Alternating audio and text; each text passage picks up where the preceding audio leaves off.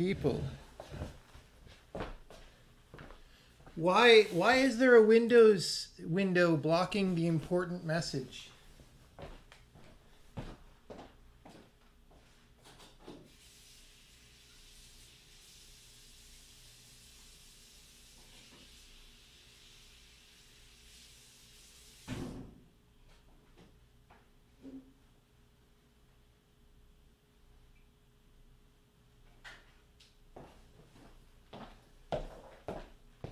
Just wait, everybody. When the next version of Windows comes out, the little drop down blocking the important message will be even bigger. It'll be great.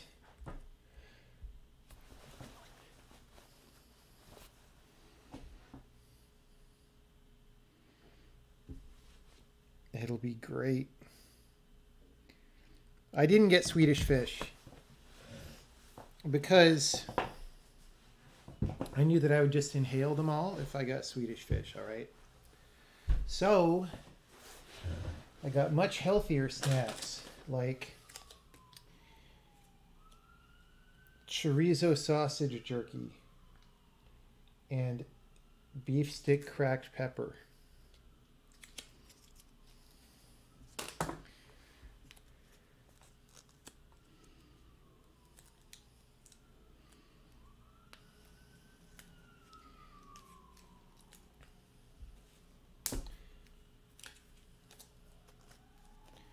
If I can even get it open.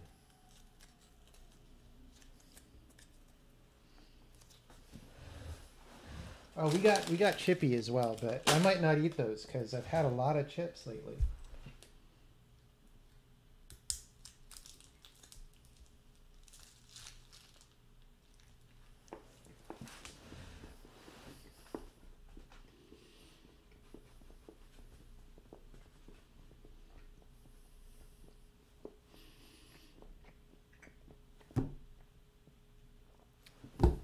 Yeah, that's really gross.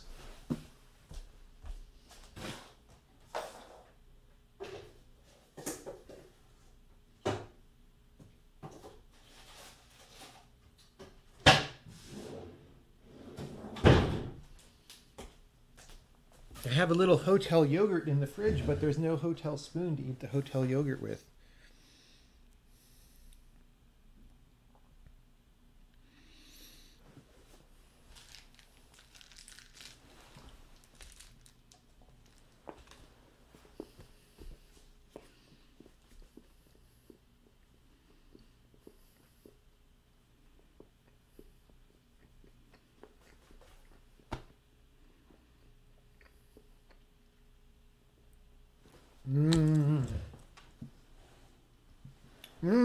That is so not delicious.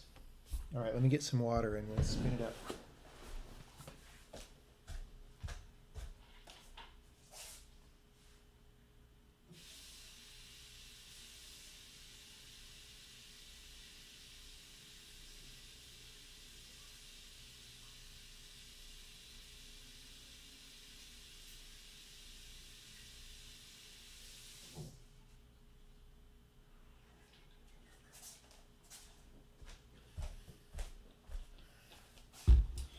I also have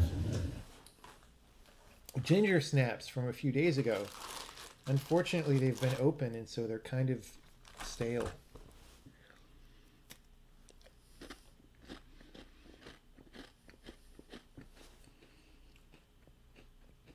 But not that bad, actually. Compared to the chorizo stick, pretty good.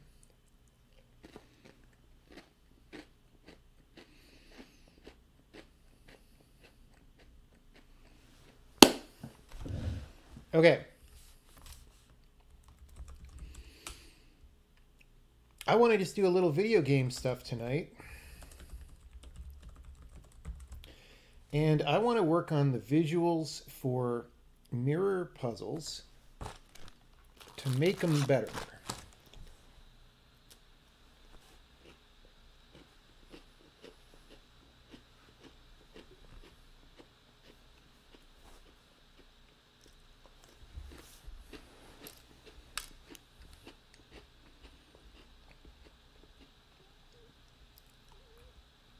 You'll notice right here I broke something. Like, hey, here I'm standing there and it's all good. And then here it shows my position even though I'm in the wall, which was a thing that I did that goes back to even when the game was 2D. And it doesn't make that sense. It doesn't make that much sense to do that, especially if you're going to be able to go like beyond a wall and stuff. So what I want to do is maybe amp up the, like there's this sort of streaks effect that you could barely see right now. I want to amp that up and add more particles and like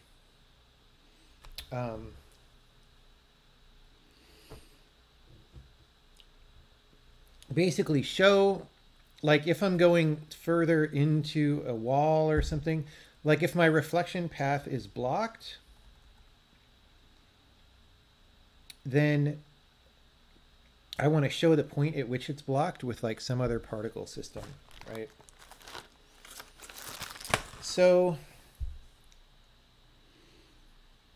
hopefully I can do this without very much rewriting the code that's in there to do mirror object detection and stuff. It's a little bit weird. Like what happens is we start at the mirror and we sort of like walk out in each direction. There's two directions that the mirror could reflect.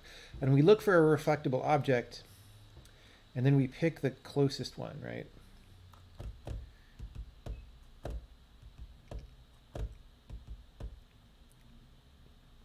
And so I think we have enough information. If we don't find an object, I think we know how many squares out we went. And so to start with, we could just put a particle system there and then like refine it, etc.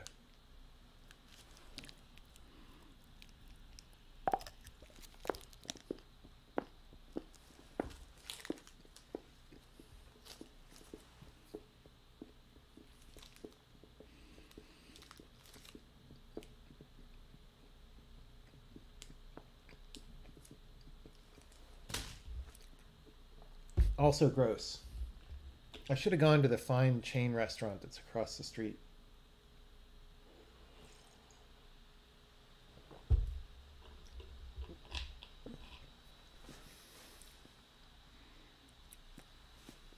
What happens when there's a reflectable on each axis the same distance away? They block each other, and so we will want a way to visualize that. Like, I think what I would like to do is, you know, if I'm standing here and I can teleport to there, I think we want a stream of particles moving in that direction, right? And maybe that reverses direction after I teleport. And that kind of a thing. So at the very least, you wouldn't see that. And probably, you know, probably we'll change the nature of the particles when you can or can't teleport. We'll like make them, at least make them red for now or something. But really the first step is to make them frickin' visible at all, dude.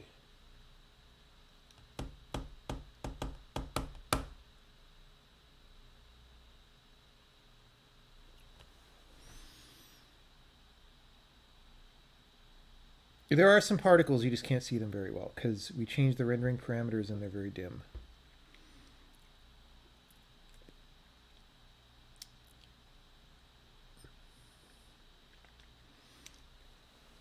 Okay. Point a mirror at a mirror and break, that doesn't break the universe. What kind of game do you think you're dealing with? All right. Oh.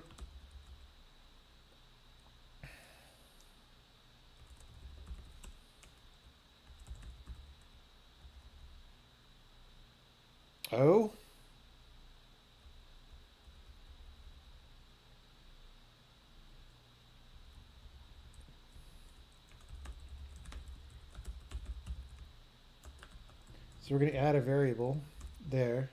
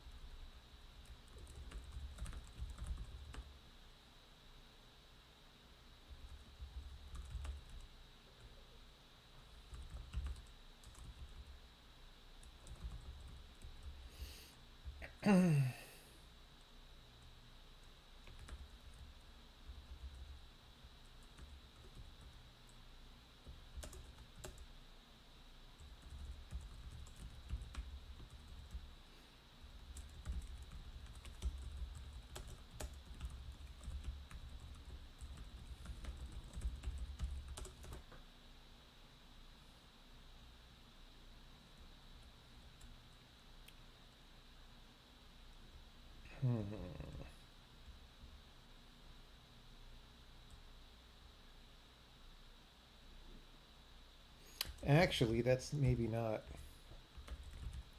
the right place to do that.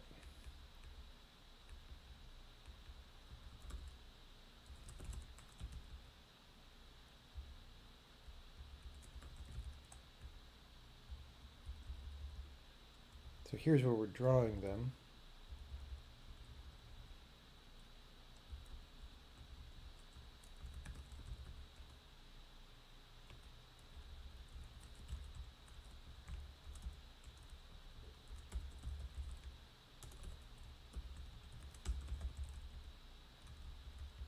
Did I not? All right.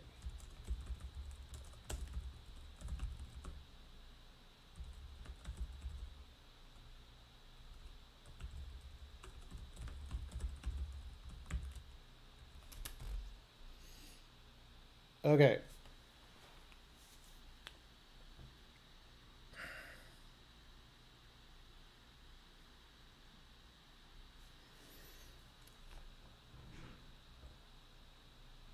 Well, that is a lot brighter right now. And you certainly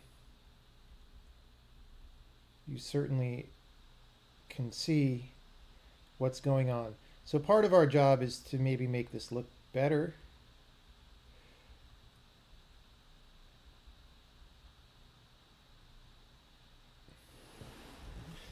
I'm sort of scaling the streaks. See how they change discontinuously when I move?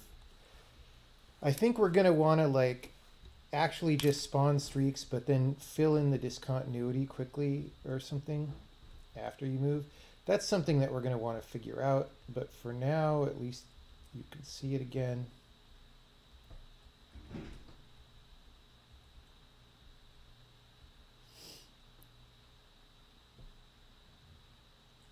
This might be a little too bright, so let's go back to here, and we'll say, how about if it's 5? That's probably fine.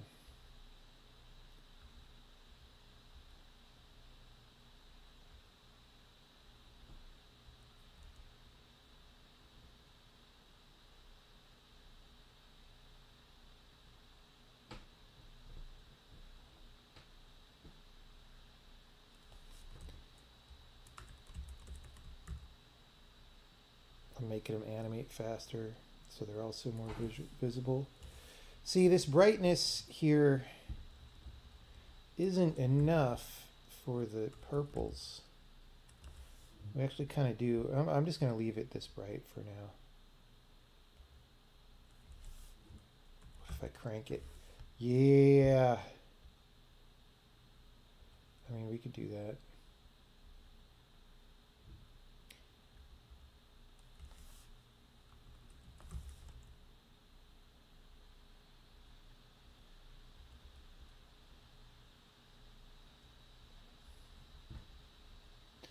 Okay, so my first goal is to maybe not actually, so this little speckle pattern that draws where the guy's going to teleport to is called the mirage, and I guess I want that to dissipate anytime we are blocked. So I want to look at the code for that. Because there is this code to make it disappear. Like here, it kind of goes and comes back, see? So we want that to happen when we're in there.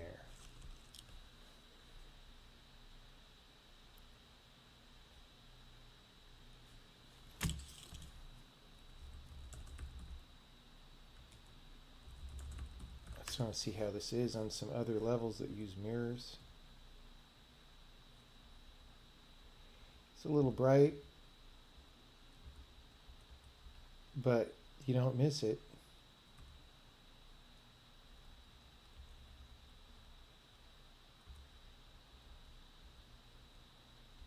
That's weird that it's not, the streaks are not moving continuously even with the thing, so.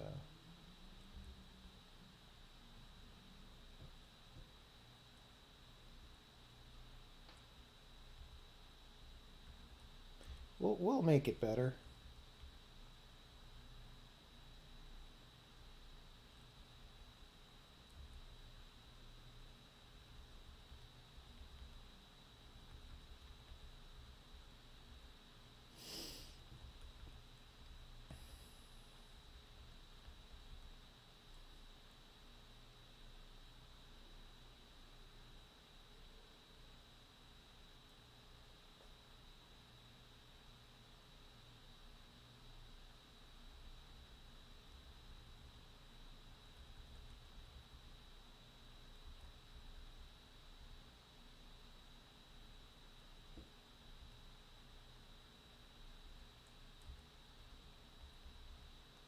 Okay.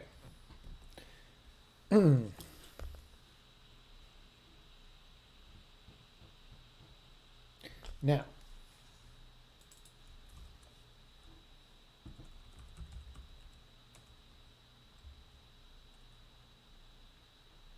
look how long I've been working on this game, man.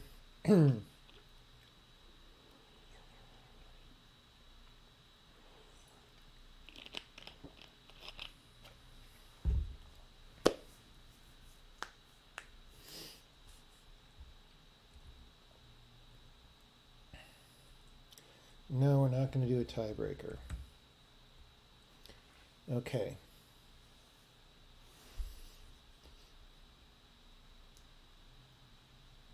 This should be less than.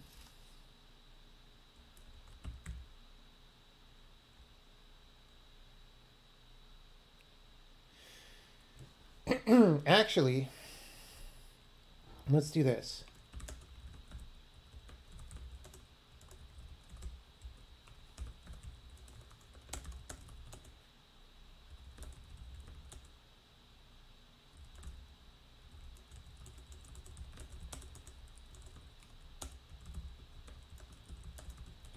Unless there's a tie. All right, so if result A dot steps is less than result B dot steps, result B dot hit entity equals null. B dot steps is less than result.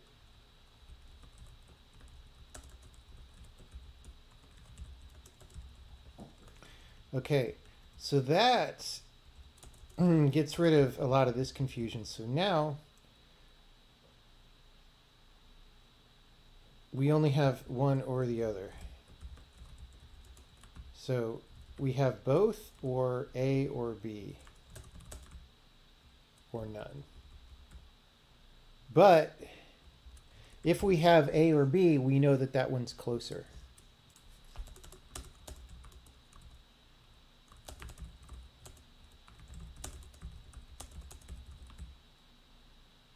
Okay.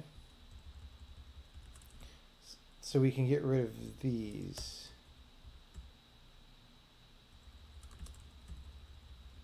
Okay. Now, I'm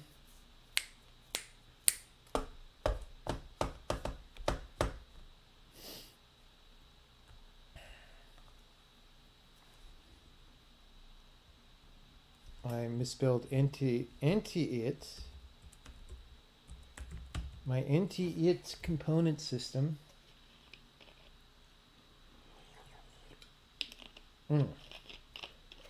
Okay.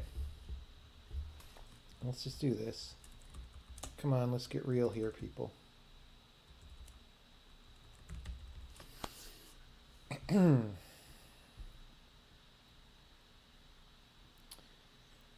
So this is going to be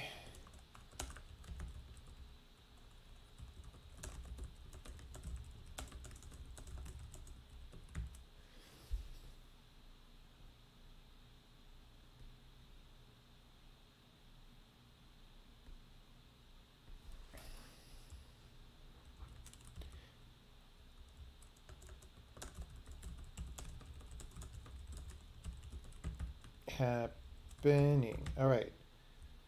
So I hope that we're doing stuff with the mirages down here. Ah, yes.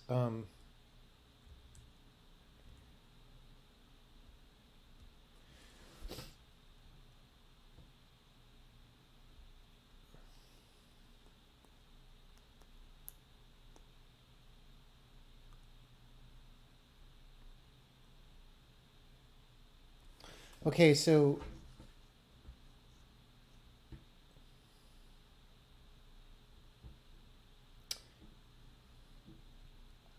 actually we might want a steps test. We might want to put one back here because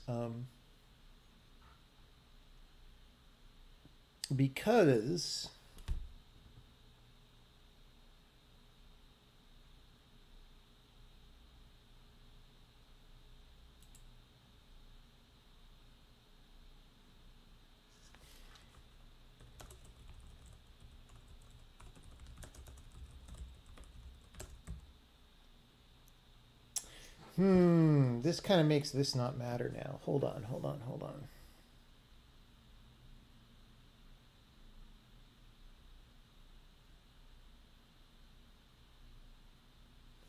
Actually, let's do this.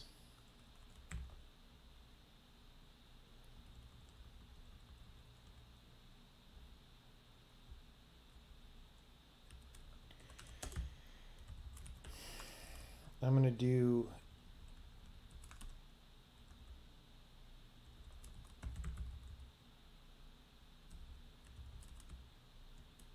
just this.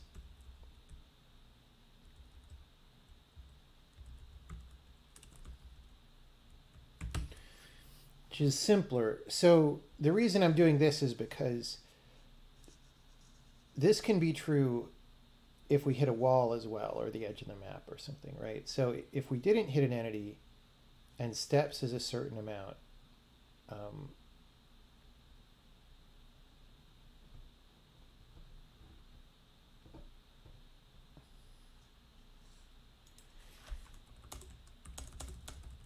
if we got here, we know they are at equal distances as we didn't clear either above. You know, whenever I write this kind of code, I end up going back and forth on how it's done a little bit. It's just a very common thing for me. It's just like I'm having deja vu right now. Let's put a no check in on this so we remember to delete it maybe. Okay.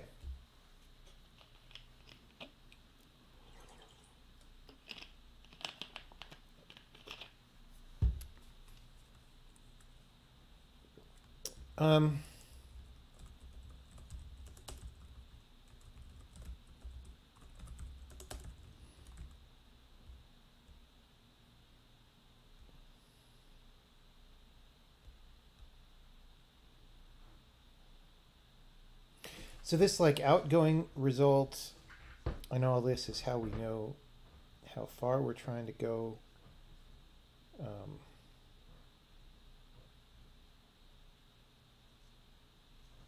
This is how we make the mirage and stuff.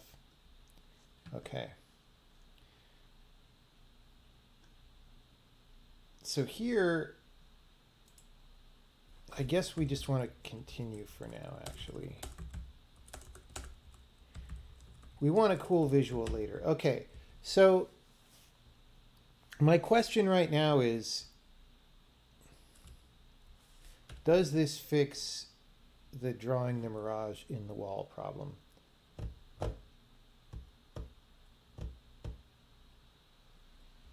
No. And the reason why is because if I do less than or equal here,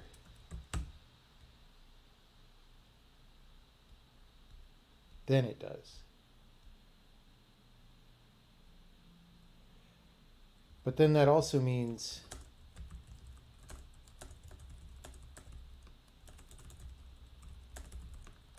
all right.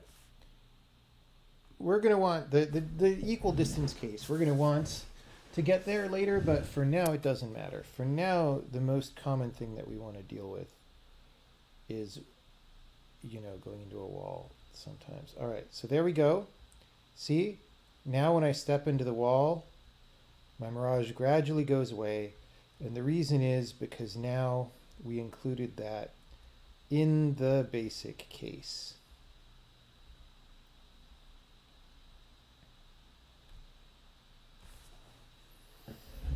Okay.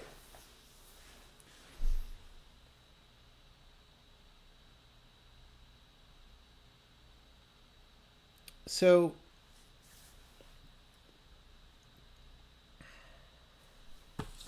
now is where I start thinking about what am I going to want to do for the high-end version of this effect, even if we don't do all that right now, because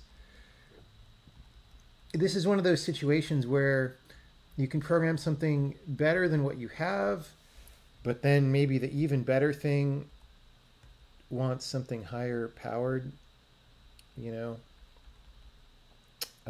So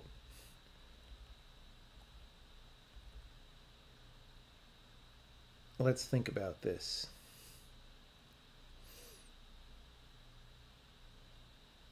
What I am thinking is,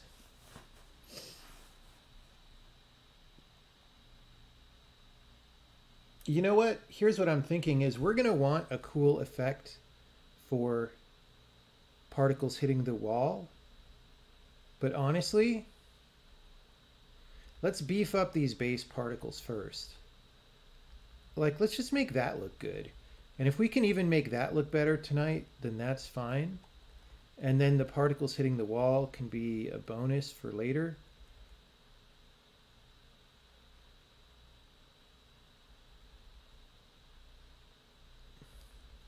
So the strategy that I'm thinking is there's a few things we have to do. So one is make the streaks move continuously with the damn thing. Hopefully that's not that hard. It is not being done currently, right? So when we push this, they jump like that. So that's step one. Step two, make the streaks continuous and not like this. And I think what that's going to involve is we can make every streak be about a square long, right? And then just generate some number of streaks per square in the path.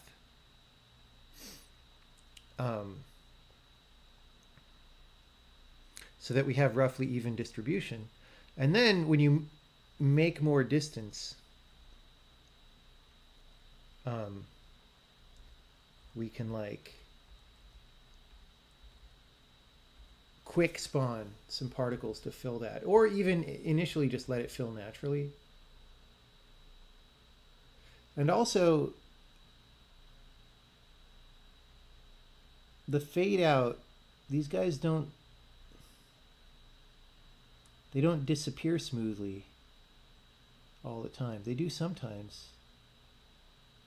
I don't know what the deal is there, or maybe they just disappear way too quickly. It looks discontinuous though, so we're gonna have to debug that. I don't even remember if I'm using regular particles for these or not. I sort of feel like I'm not. All right, but that's enough thing to do, and any of those will be a frickin' improvement, all right?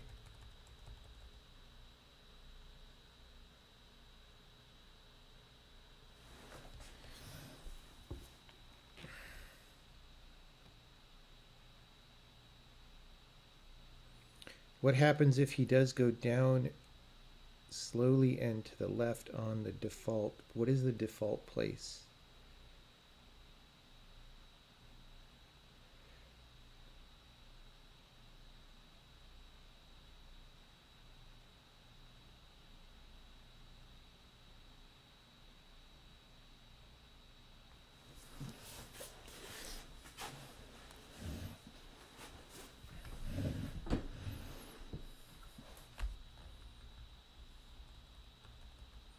Okay.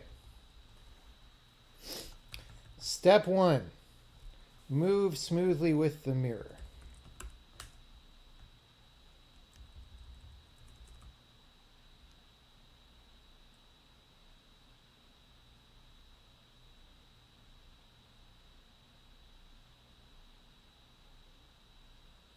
How are we setting up the position? Base x0 world. Is that up here? Yes. Oh no, okay. Yeah, so the problem is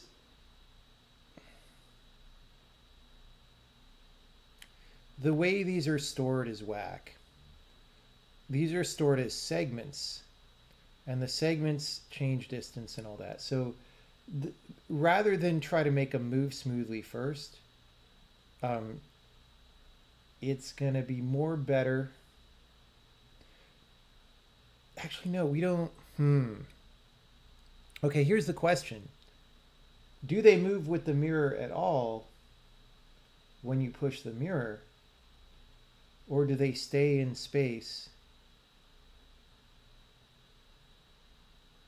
and the new particles fill?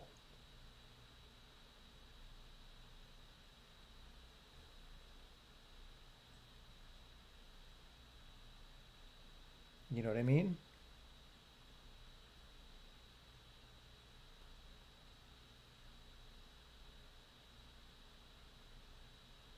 It kind of matters.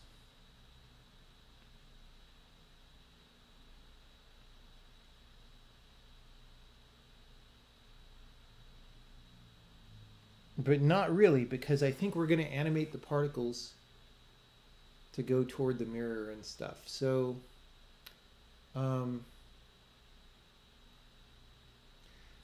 let's just say they stay in world space. Okay, so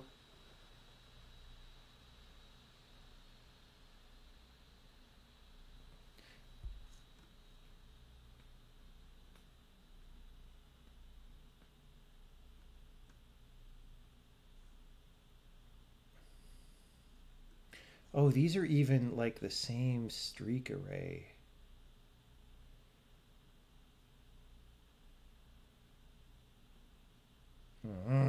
All right.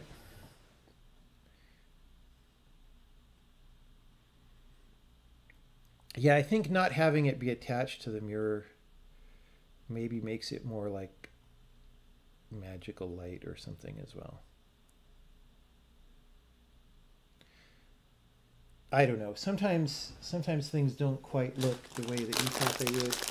It doesn't totally matter because whatever I implement here, the art team isn't going to like it and they're going to say, well, we want to do this thing and that thing.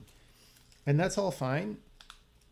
But what I'm doing here really is I'm sort of more laying the groundwork for the good effect rather than actually trying to implement the good effect, right? Like I'm making sure that we have the ability to fade in and fade out smoothly and do stuff in world space and whatever. And then we'll decide what the actual effect is later, right? But in the meantime, also, we at least want it to look and feel better for the purposes of playing the game. But it's also not supposed to be the final thing.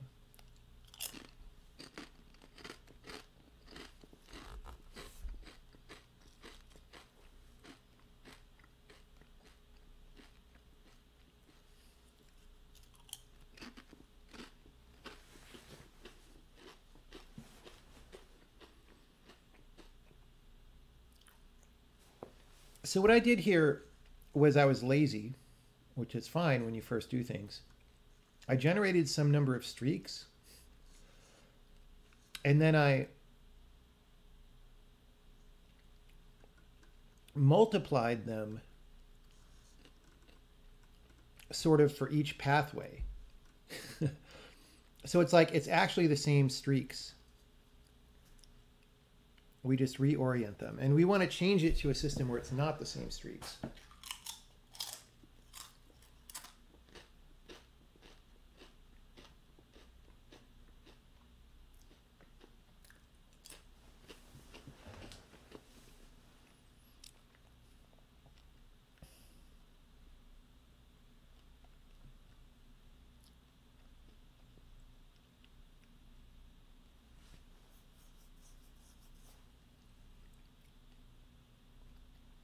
So this is a weird thing where,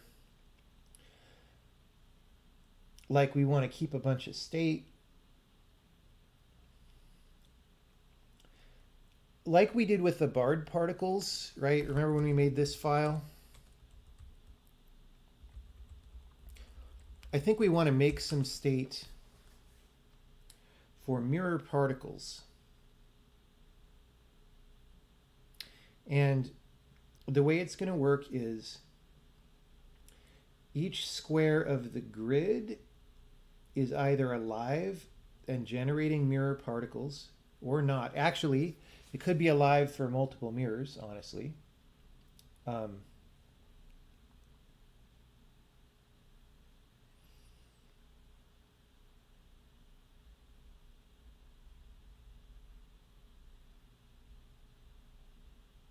And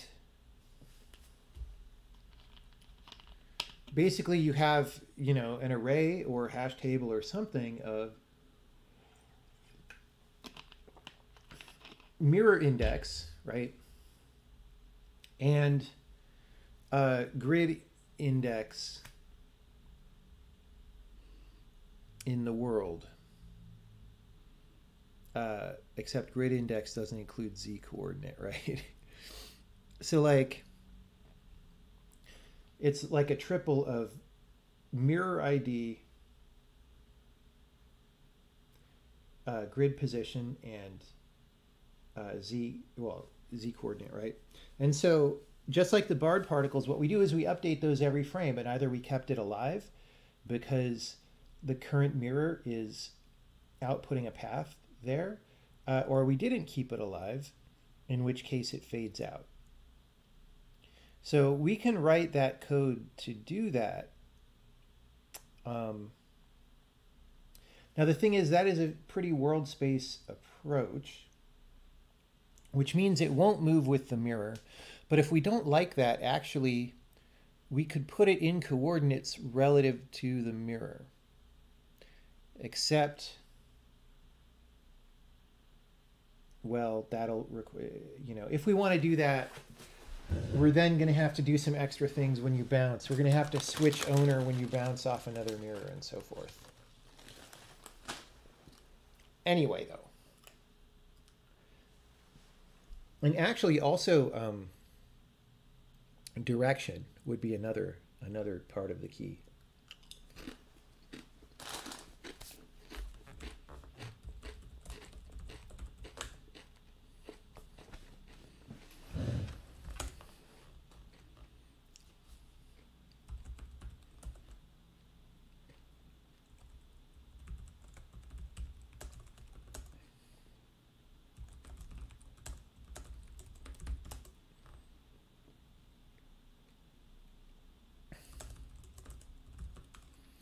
So this is going to be mirror ID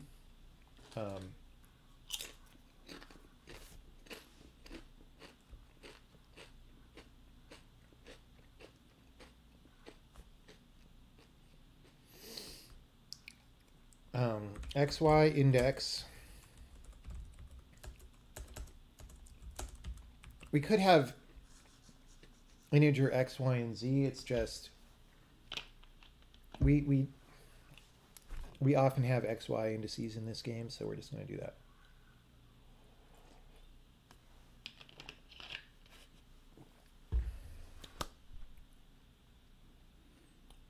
And what else did I say?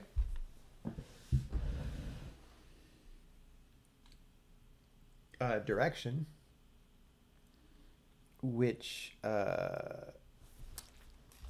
is going to be a direction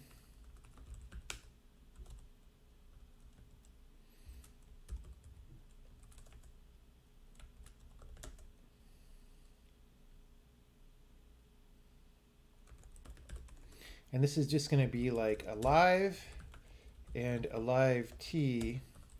And like we did with the barred particles, if this is alive, we're going to make alive t go up to 1, right? And that's going to control maybe overall brightness of the particles or something, right?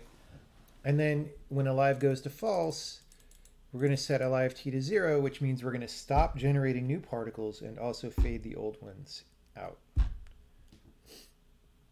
And then we're also going to want streaks, right? So what are the streaks?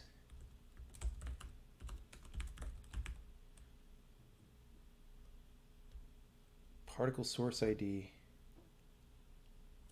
used for rendering streaks. I don't know why we did that. So we're going to deprecate this. We're going to leave all this stuff here for a bit, but we're going to get rid of it eventually.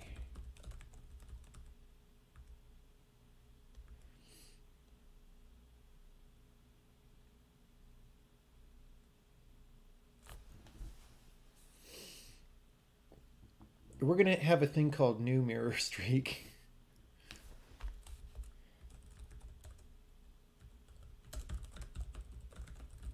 All right. It's like mirror steak. It's making me hungry. A good mirror steak.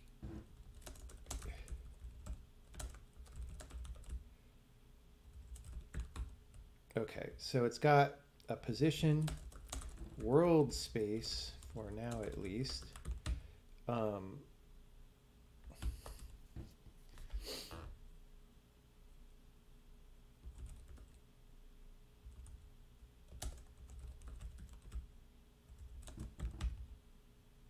Actually, we can get direction from the thing. Size is going to be picked. Yeah, elapsed lifetime, etc.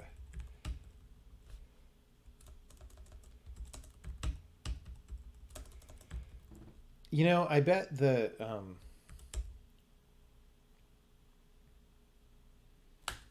weirdness. Let me add this source control.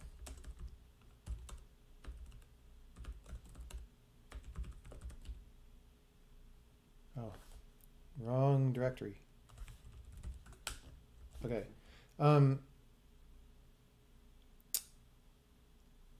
Let's actually put it there. And so what's occurring to me is here when we draw the streaks, it's just that we cranked up the brightness. And we're not multiplying it by the alpha factor, right? I bet that'll fix some stuff. It'll fix the fade outs. Oh, dude, this is not C++.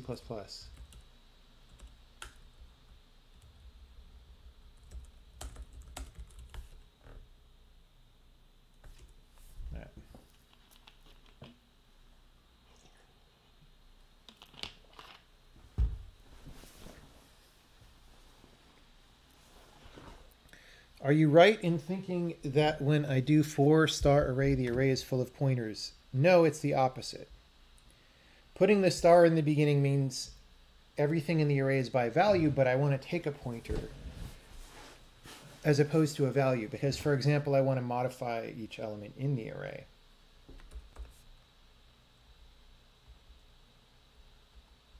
Okay, see,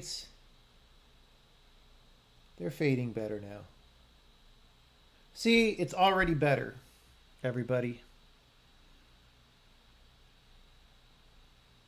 It's already better, except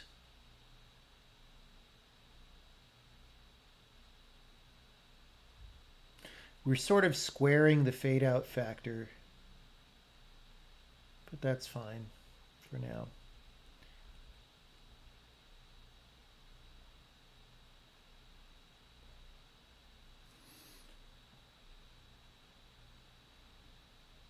The wizard has a teleport path now. No, I mean, it's just particles. Like, we haven't really done anything with that in a long time. Okay. Next. What we want to do is, just like all the stuff we did with barred particles, right? We want to do an init.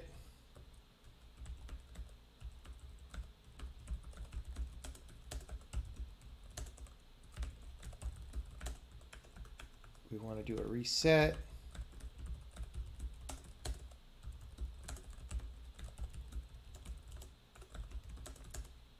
I don't remember why we did from undo, but we're going to leave that option for now and see if we want it. We're going to want dinit.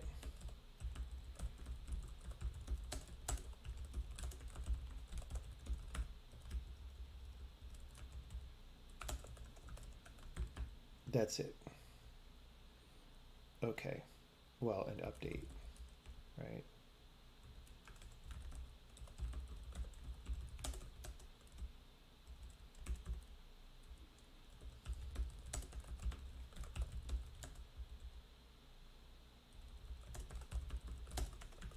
Something like this, DT. All right. Well,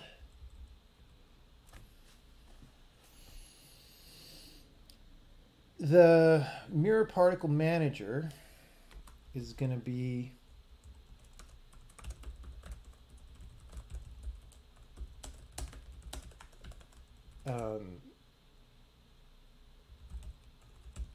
we're just going to put these in an array for now.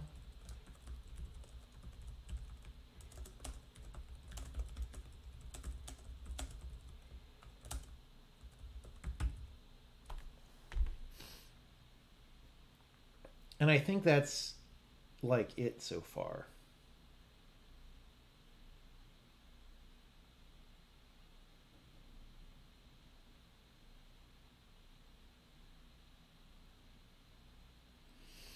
So,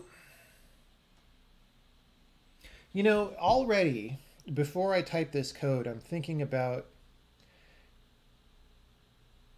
how we're starting to pay a little bit for not having done everything. So, like right now, we're still piggybacking on cmalloc for our general heap, which this stuff is coming out of because it's longer lived structs, right? And so, but ideally, if this was stored all in a per entity manager heap that got reset, then, you know, we wouldn't need a dinit here, and we wouldn't need one, you know, here either. Like this whole thing, like this is certainly much more terse than something like C++, where we go destroy everything. But we shouldn't really need to do any of this, right? So I'm going to just put a note there. We should not need to do any of this if we make a heap that's for stuff that just lives as long as the current world state. Like that is a much better way of organizing things than doing this. I mean, this is the kind of bullshit that you learn in computer school, and it's tedious, and it's what makes your software slow, right? So, all right.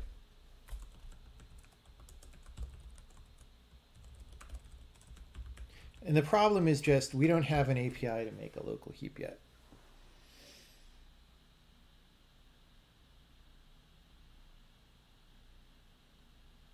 Any tips on how to improve coding stamina endurance? You got to make gains. You got to go to the gym and make gains.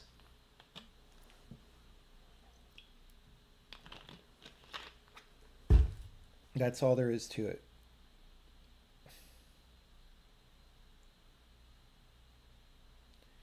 How do you do serialization? We serialize the data. What do you mean? Do you have a more specific question about serialization?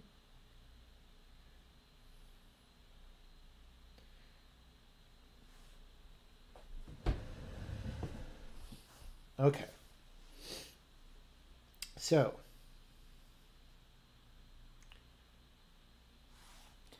for now, I'm actually going to do the bad stuff.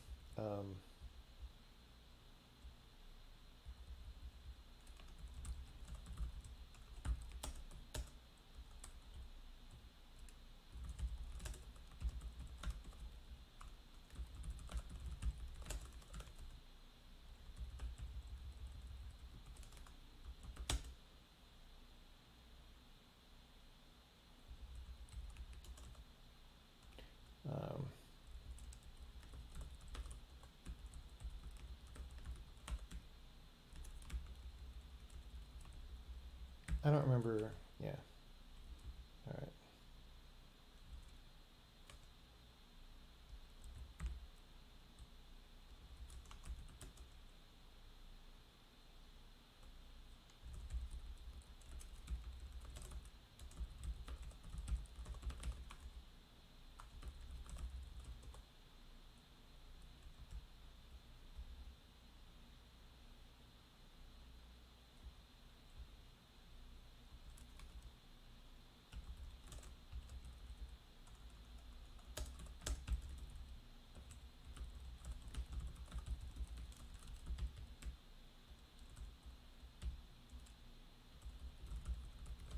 So that's all we're doing there is freeing our arrays. We shouldn't have to do that, but it's fine.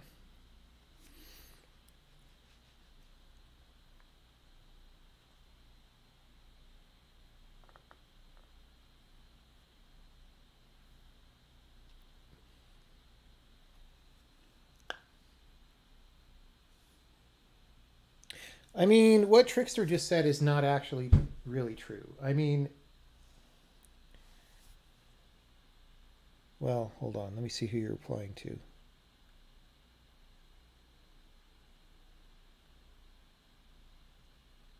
I don't see. How do you build self-confidence? No. Like, guys, I sat in front of a computer and very confidently did many hours of stuff when I was 10. Like, it didn't take any time to, like, build attention span or build self-confidence. I just wanted to do the thing. If you want to do the thing, you will do it. If you do not want to do the thing, figure out why you don't want to do it and fix that.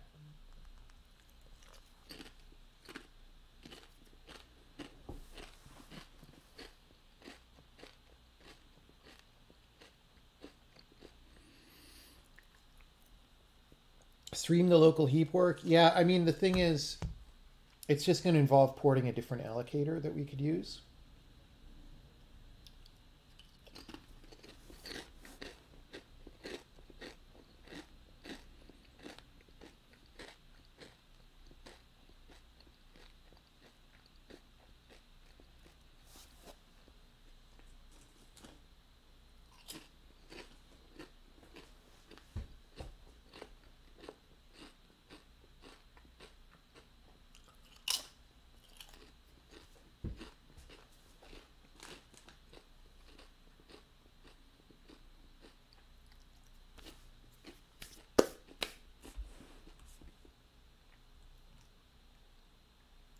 Okay.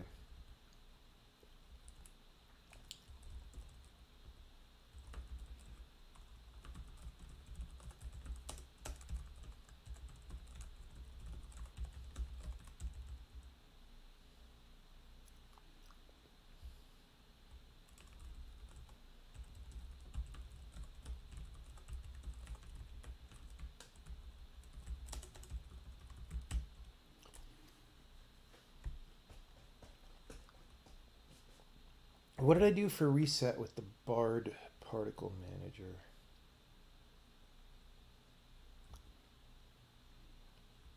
Okay, we just did array reset. All right, we could do that.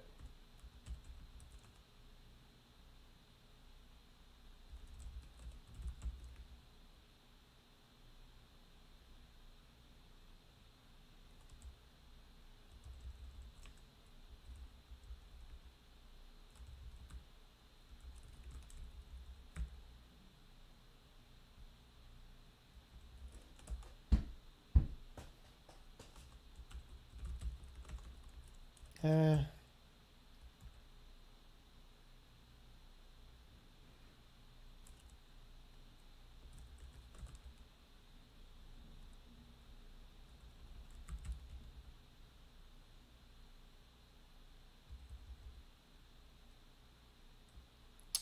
do I want to structure this?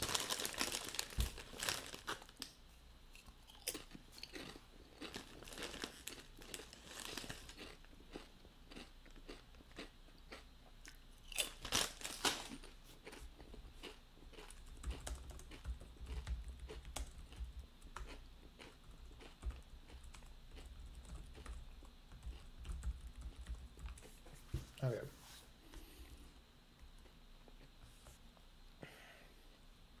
Now we actually have to put that on the Entity Manager.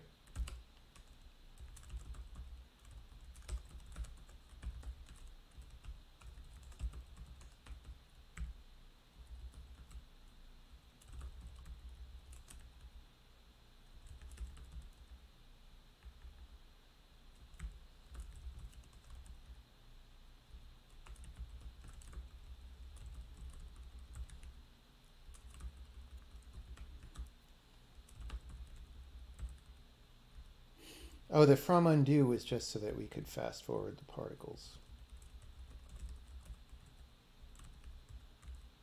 Nobody ever calls init explicitly. Oh, wait.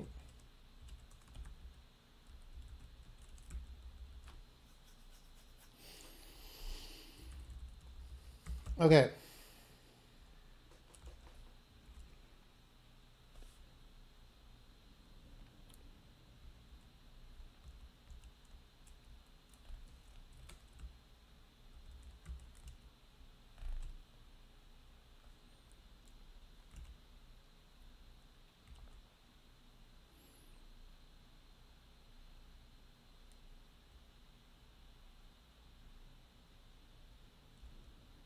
Oh.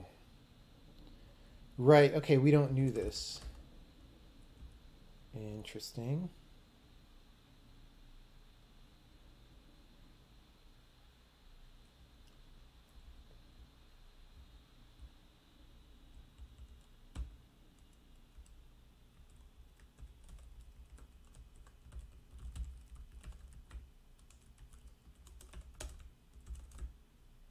Which is good.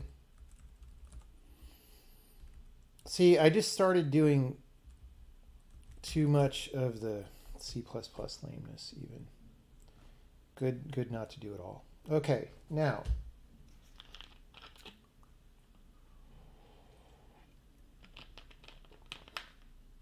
Now what? We're never calling update, I don't think. Or maybe I just put that in. Nope. So like update bard particle manager is there in simulate. Be a good idea to call this from the same place.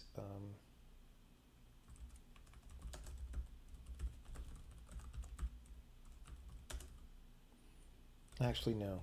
Yeah. We want a high level because even though we're generating particles tied to mirrors, we also want to be able to decay things that aren't currently tied to mirrors, right? So we want this.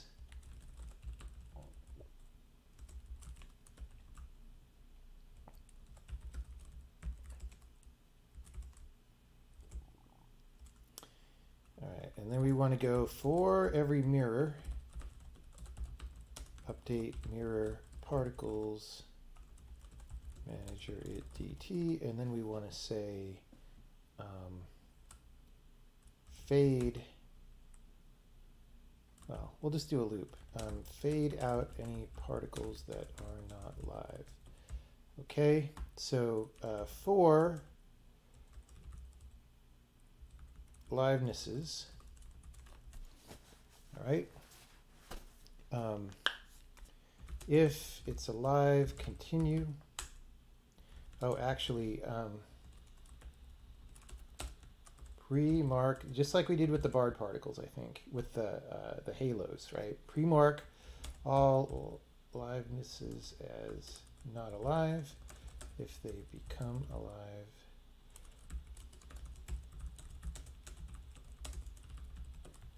okay.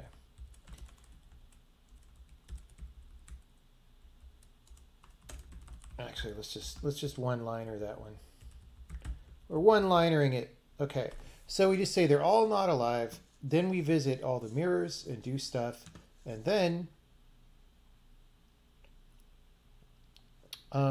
any that are not alive, we fade. Well, let's just say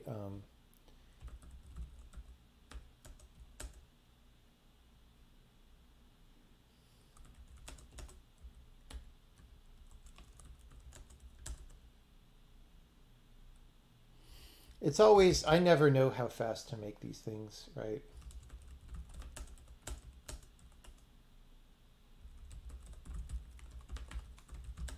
So we just remove it from the array. We deinit and remove it from the array.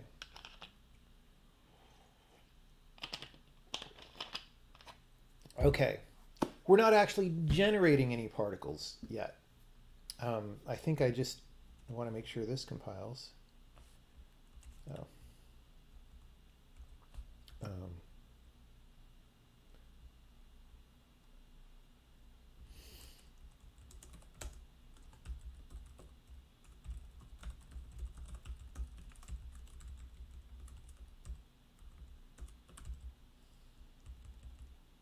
Okay. Okay. Update mirror particle manager.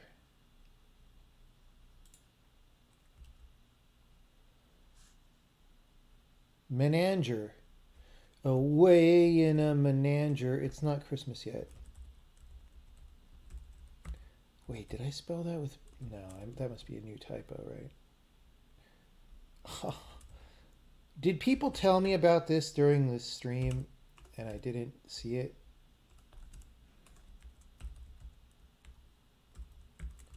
Crazy. Crazy.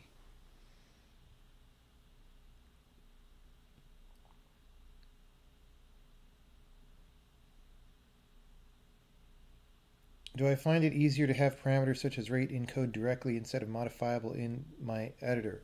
Like, right now, yes, because I don't even know what the parameters are. Like, I'm still programming this. Like, there might be a different rate for how fast they increase versus decrease. Maybe there is no increase. Like, I don't know. I don't know what we're doing yet. So you don't want to actually put stuff in your editor, at least. And then this is not even anything that we would ever graphically edit anyway. We would do this in the variables file.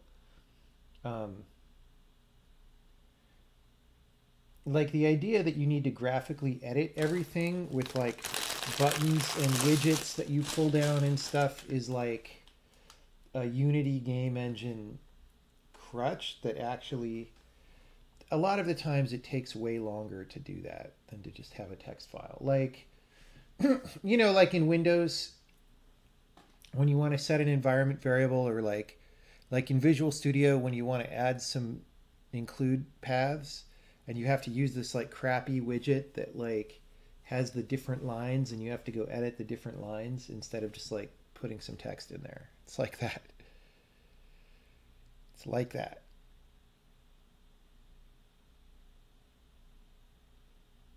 All right. So now we have a totally empty set of particles, but nevertheless maybe almost does what we want. So now what I want to do is I want to generate invisibly these livenesses for each square. And so right now, basically, this array is completely empty. We have stuff supposedly to update it and handle it, but we never put anything there. So for all the mirrors now, we want to go and do that. Now,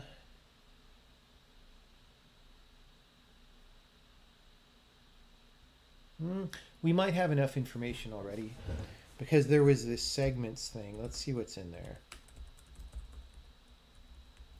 Don't even know. Mirage, that's on a mirror projection visuals. Okay, so this thing, this most recent Mirage is created every frame, probably in temporary storage. It's probably here.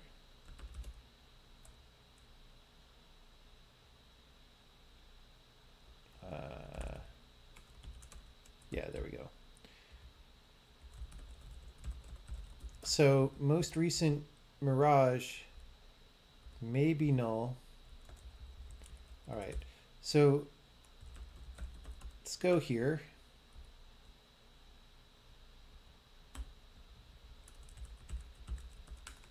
Okay. Now, this mirage should have some segments, path segments. This is a little bit annoying. We almost... Oh, does this actually leak? Lol. I almost would just rather have each individual square. We can probably take each of these segments. Oh God, this is 2 vector 3 positions in a direction between them. That's kind of annoying.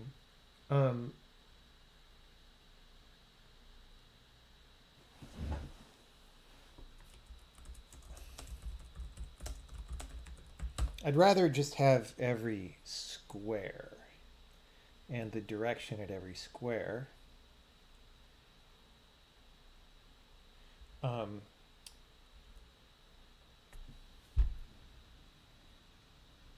Because we generate that when we're stepping along the path anyway.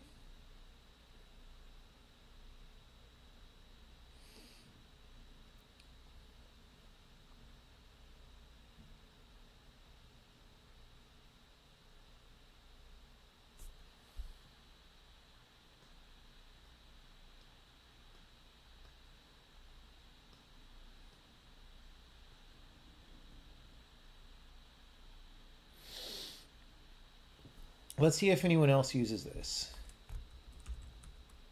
Like, I think our current rendering code probably uses it.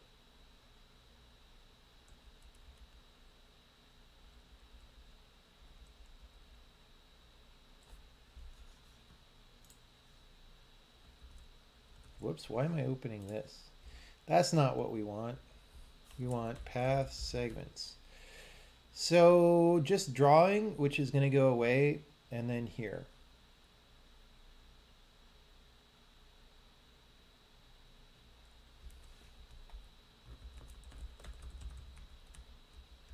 Now the thing is, the wizard teleport and the dragon...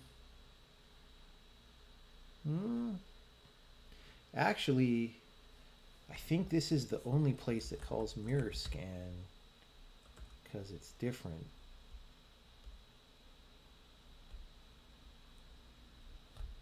I think.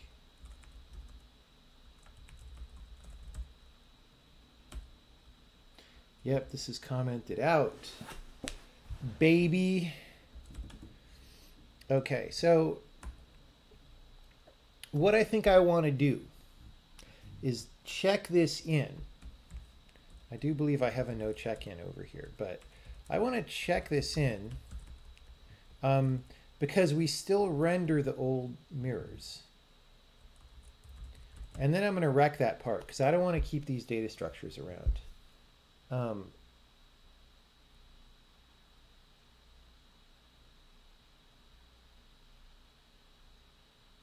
Let me just write down what I said to delete.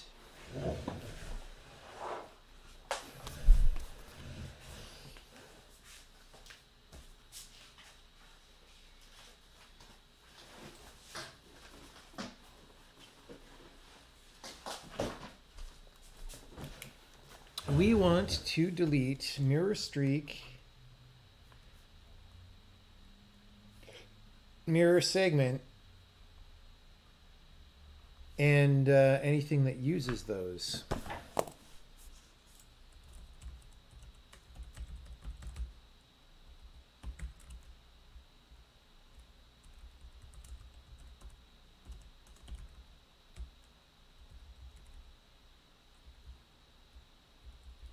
Yeah, that was successful right there. Okay, so we're just going to go real fast again. Whoops. Whoopsie. That's a return. Return.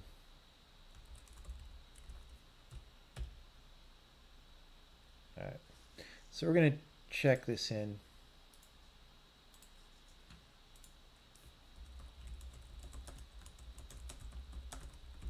It's a lot of changed files. What all did I do? Oh, yeah, okay. Okay. Any questions about what's going on so far before we proceed ahead and do new things? Actually, we'll go ahead and delete these right now. Mirror streak and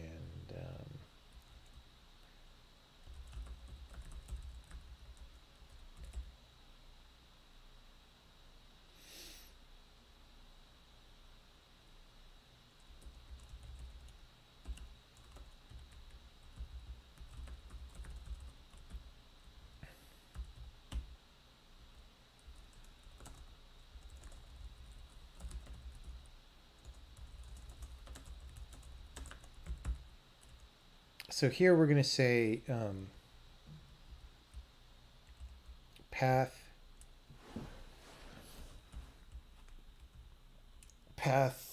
squares, path units, mirror unit, and mirror unit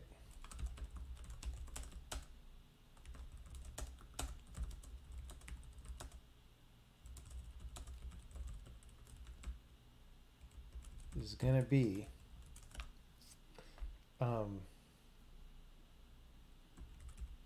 it's going to have some of this stuff. Not all of it, because the ID we know. We're just going to say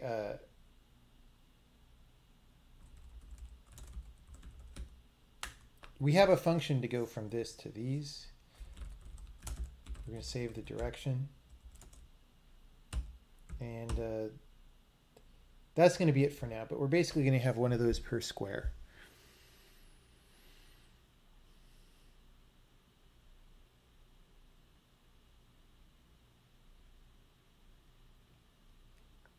So the entity manager stores a separate data structure for each type of entity. Yes. Are these accessed directly or still through indirect methods like an ID?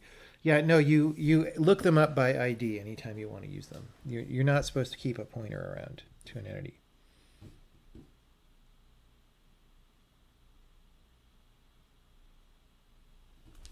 Chin cam. Am I off the camera?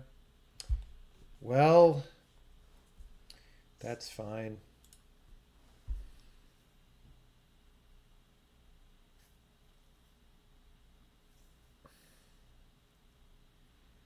How do particles... I don't want to go into how particles are represented right now. It's one of the most basic things in video games, guys.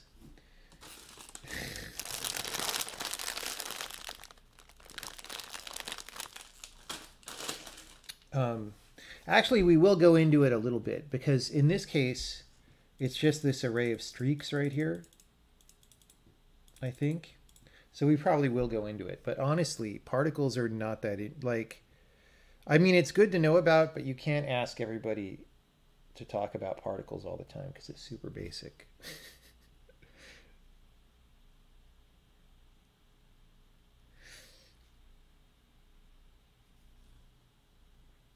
They are one of the things you should know about, though, if you want to program video games.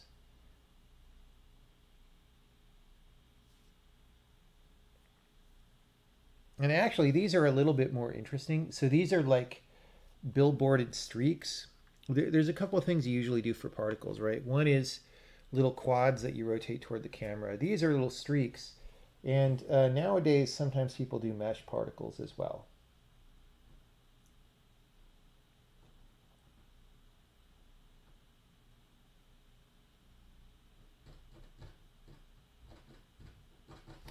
Anyway.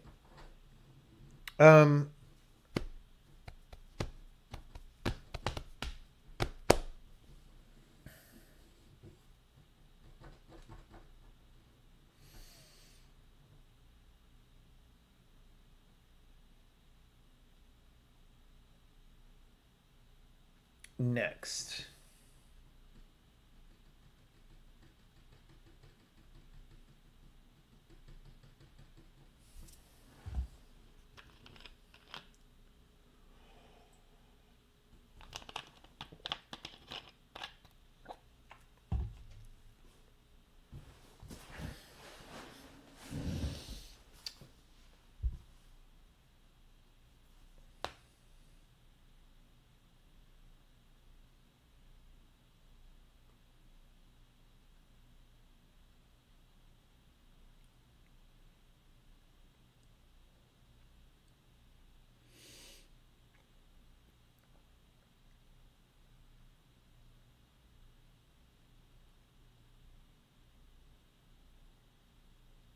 So, well, right now if we try to compile, we will not compile because I deleted some things that people are trying to use. One of them is the drawing code. So we're going to comment this out and put a no check in there.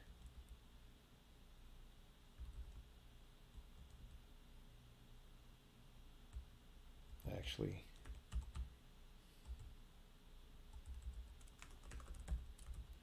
I think that was, whoop, not even, maybe there.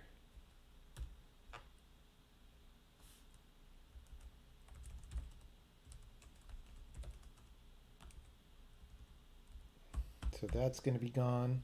So those streaks, they used to be stored on the mirror, right? But now they're going to be stored in this like system that is not attached to the mirror.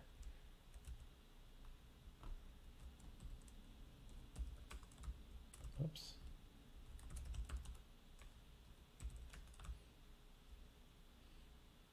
Okay.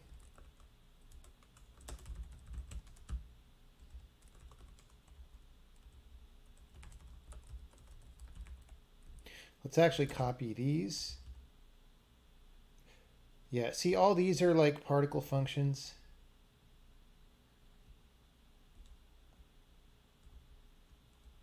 Well, that's not. Anyway, so these things.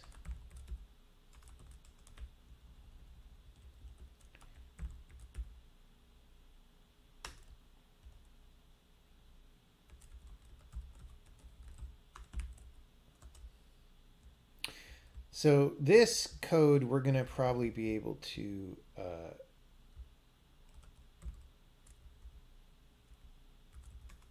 copy, right? Because all this is going to be mostly the same. These were basically copied over from generalized particle functions, and we just like made our own code for it, you know.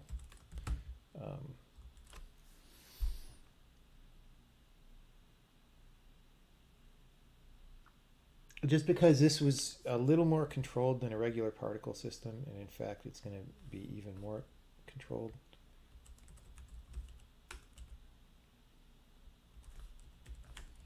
So this is now being handled by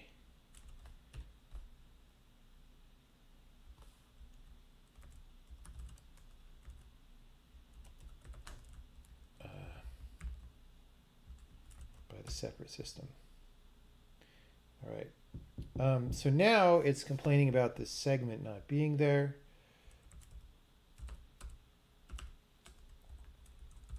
And here,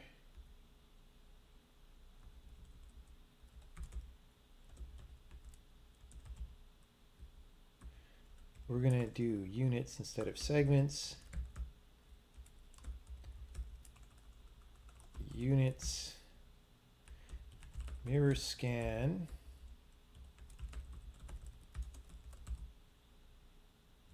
This is units now. And instead of calling this array, we're going to call it units.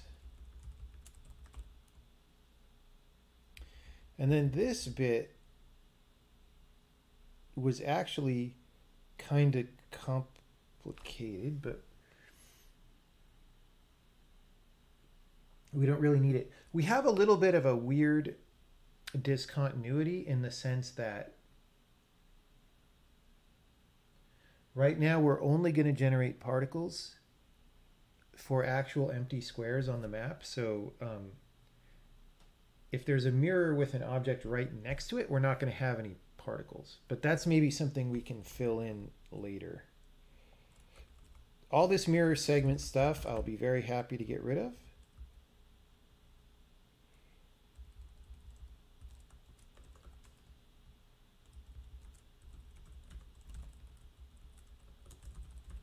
I don't know what the hell all that was.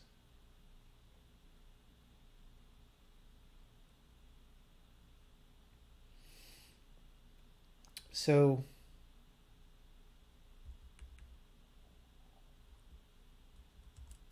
like this was all complicated because we had to append, because the segments are trying not to be per square. It's trying to like be a collection of squares, right? And so we would append to the array every time we turn or whatever, or if we return.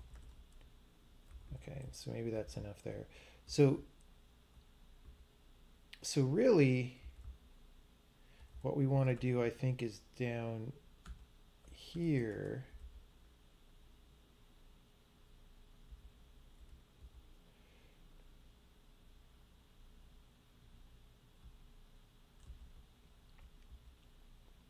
We want to say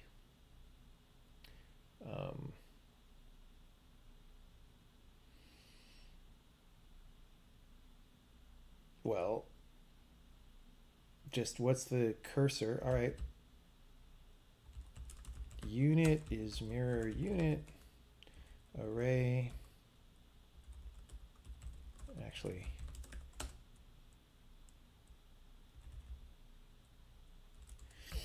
right. And then unit dot position equals cursor. Unit dot direction equals well, I think we have a dir, right? Vector to direction dir. I think that's what it is. Bing. Okay, great. So at this point, it probably doesn't work, but it also won't draw anything because we commented out, oh, we didn't even get that far. All right, so let's think about why we didn't get that far.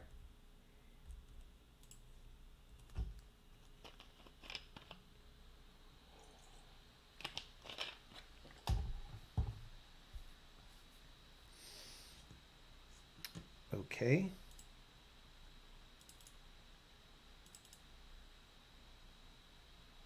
Is units null? I assumed it wasn't. Oh, right, because sometimes we don't want to know.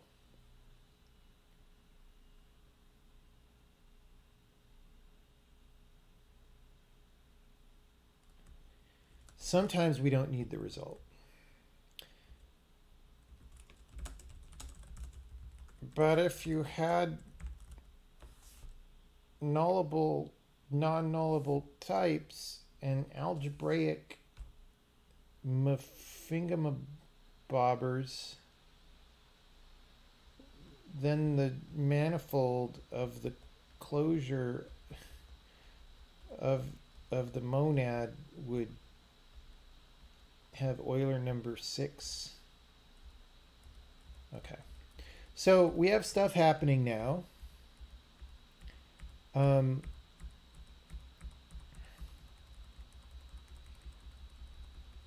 It's not really drawing anything as we expect. That's fine. Now what we don't know is whether the things that are invisible are actually working right now. I assume they're not. But before we try drawing anything, let's do a super low key, just print all the things. All right, so we're gonna go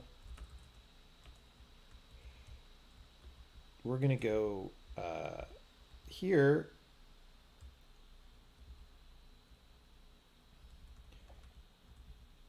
We're gonna go, actually that's there. And then here we're going to go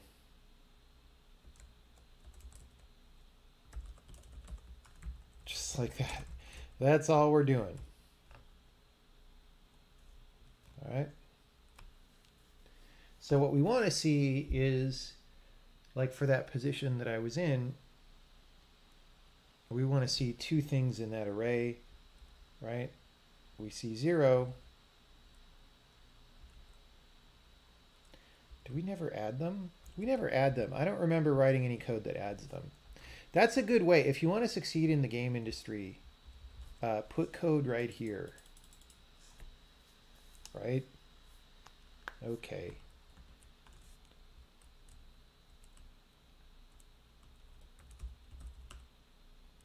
So what we want to do now, whoops, yeah, that's the right file.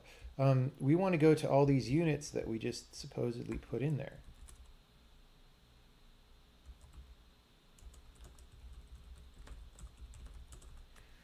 Okay, we have to make sure that we don't leak this later.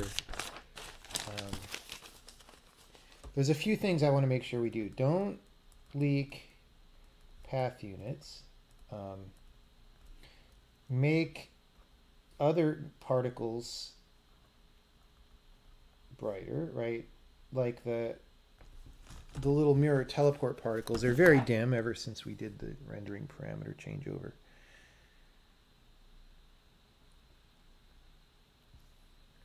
Yeah, sometimes you give advice and it's way too general and not applicable, so I tried to be very specific. You put code right here. Right there, that's where you put it.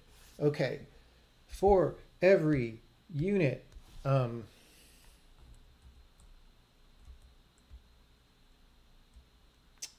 well,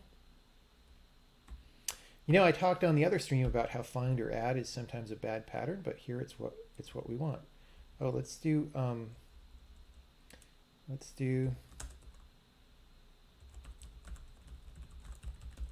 here.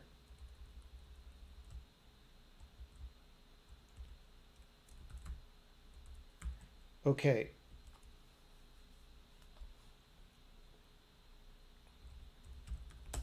Is find or add all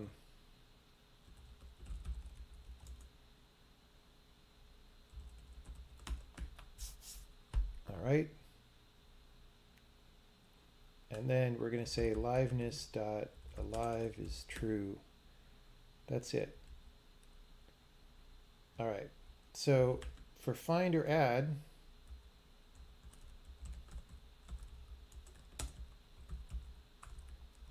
this is an array.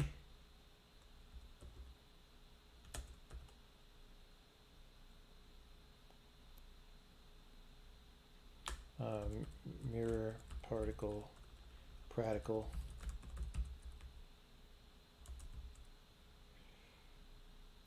Actually, we want a unit.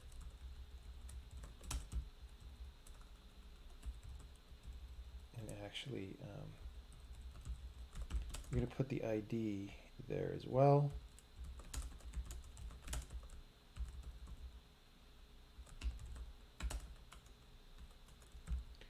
Okay. What is this all about? Well, we're going to say for everything in livenesses,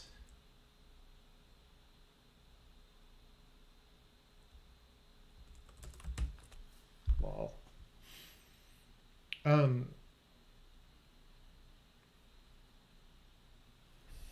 If ID is it.mirror ID and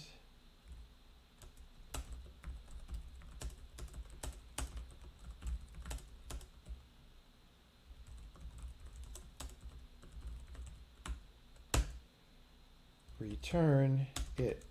Okay, and then if we get to the end of the array and we didn't do that, we're going to say unit is array add livenesses unit dot mirror ID is ID unit dot xy index equals xy unit dot z index equals z.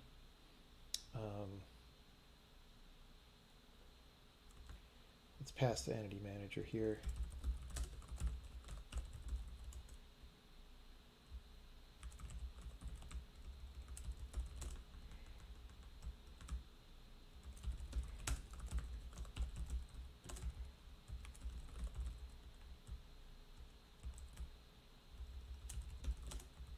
Okay, so here we're just saying, hey, do we have aliveness for this square that matches this mirror? Because multiple mirrors could have paths going through the same square. We could teleport and swap direction, in which case we want the old ones to fade out and the new ones to show up. Okay.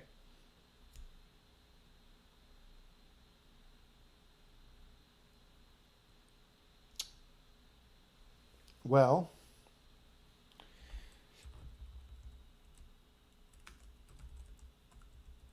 we forgot to return, by the way. All right. So what are these other variables? Well, I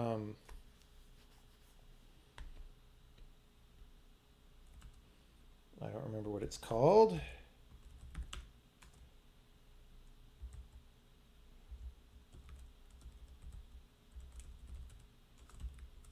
Position to coordinates, position to index. There we go. So x, y, z is position to index, manager, proximity, grid, and unit.position. There we go. And then I think that's it. Except obviously not. Oh, because that's on the mirage, not the mirror itself.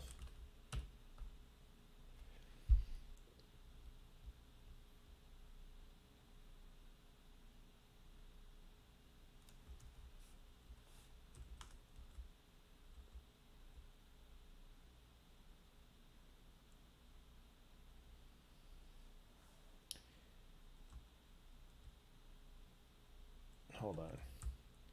I confused myself. Guys.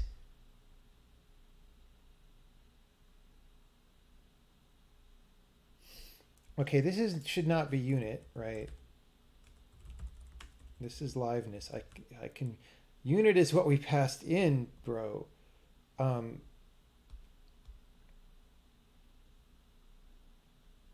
Okay. And this is aliveness right there. So liveness is the bulked out thing that has state over time, and the unit is just the little thing that we generate every frame. Mirror particle liveness. Okay, XY doesn't like it.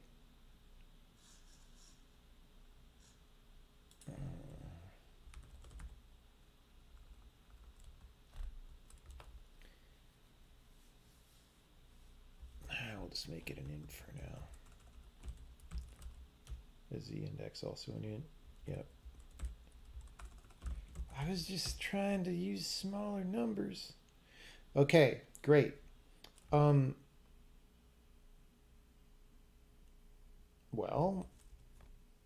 what's the worst that could happen?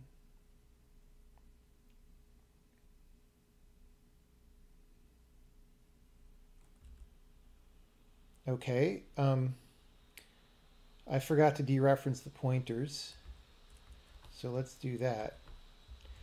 And I think we're also printing, no? I don't like that we have that many livenesses.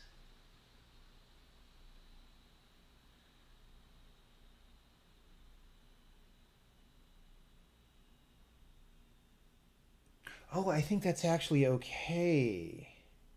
Okay, hold on. Because I think we are making these. Oh, right. Yes, we're making them even when we don't.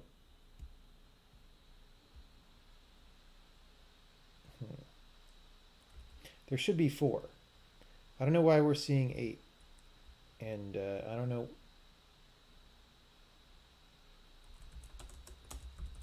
Did I not save the file? Why are we seeing addresses of things, bro?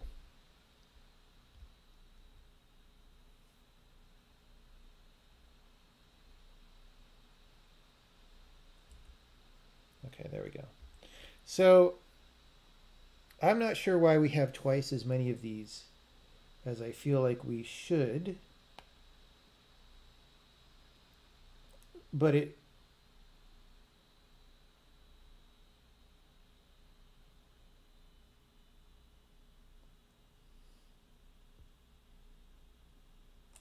So we have an alive true and an alive false for the same one. So I screwed something up.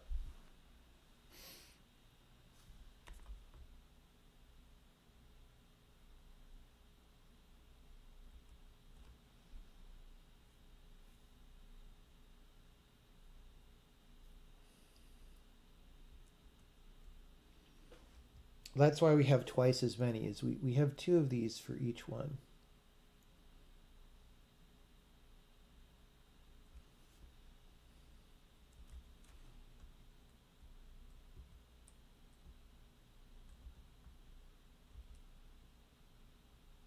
We don't test it here.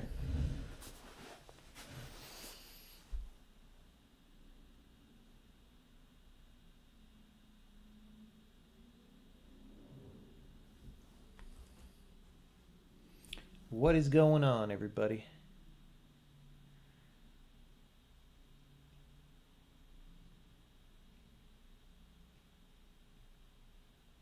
And actually, we don't have two for everyone.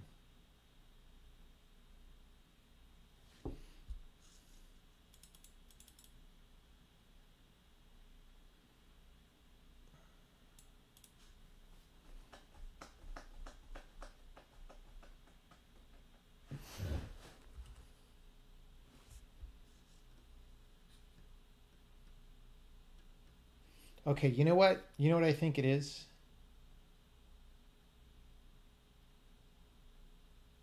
Well, I don't know. So first of all, we shouldn't be printing right before we destruct things. Like, let's just have a clean print here. I think we're destructing things every frame, which is not good, but we're showing them because they're at 0, because we don't ever tick up the alive T right now. So anytime they decide to tick down,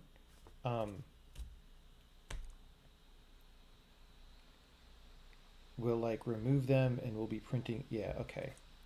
So I don't know why we are not finding old ones. XY index, Z index. That 3 looks fishy. Why is it 3? Is this level up in the air?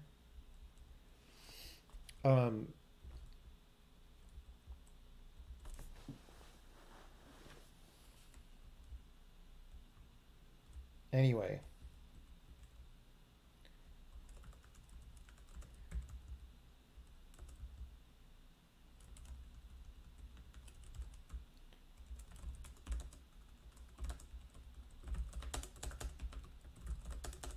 Okay.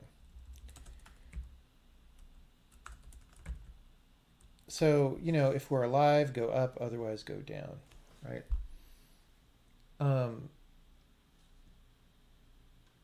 Okay.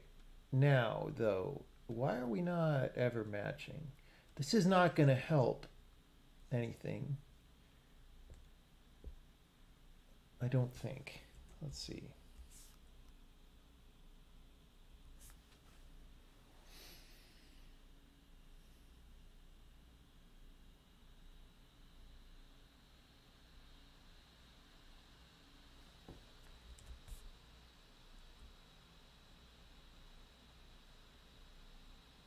Well, this is very strange.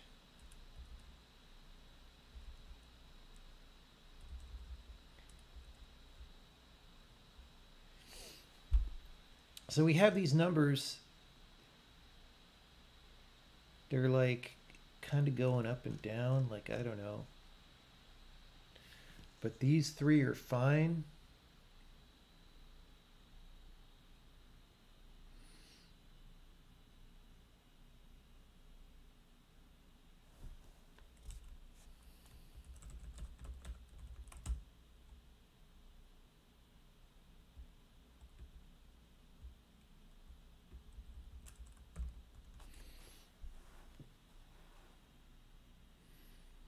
Maybe we're not adding units correctly.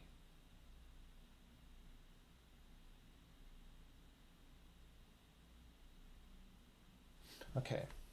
First, simplify the situation by getting rid of one of the mirrors. All right. Then we have less chaos. All right. So now, okay, let's just set this up like, look, there, we're in a good, oh, okay. Okay. It didn't like that. That was probably something screwed up in our management stuff that we added.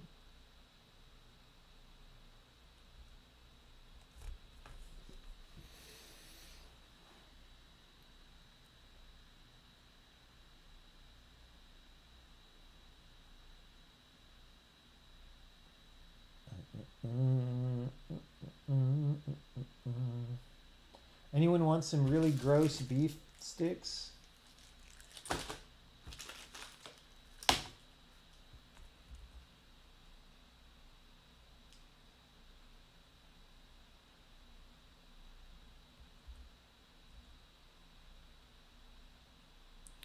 See, even this is not what I would expect. Let's just, I also want to print out what the units are. All right, so there I reloaded the level, or reset the level, because I wanted to see if it crashes. Yeah, so we're freeing some shit that we shouldn't.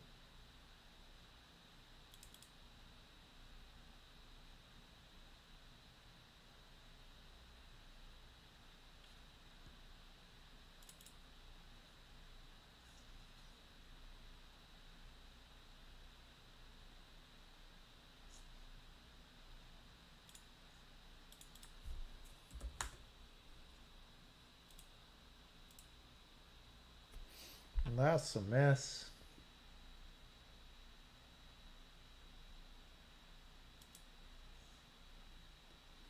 That's very weird.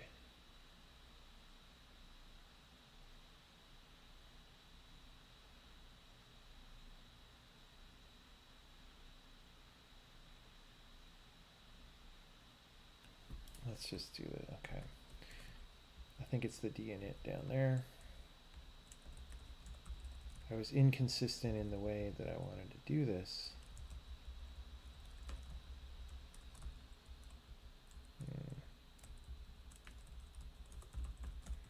Let's just do reset.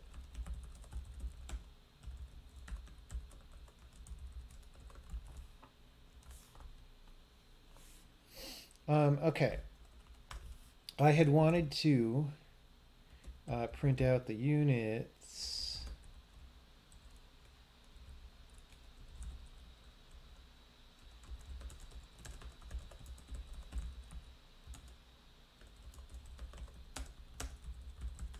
All right. We're printing out the units.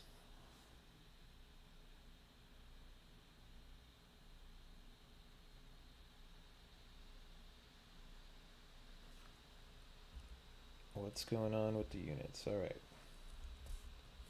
So this is really weird. 106 is here twice. It's very strange.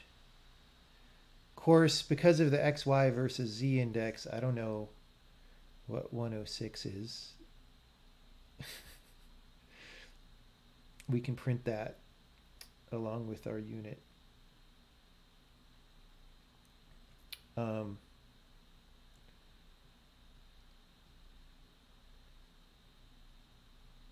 I'm kind of freaked out by this, to be honest.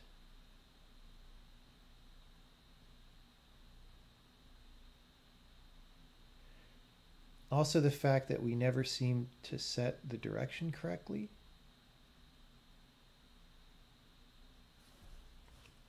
See that?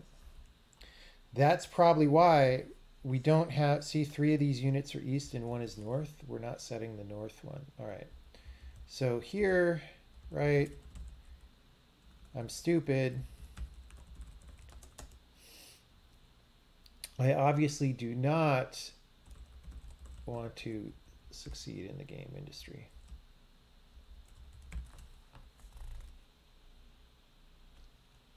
Not even close, bro.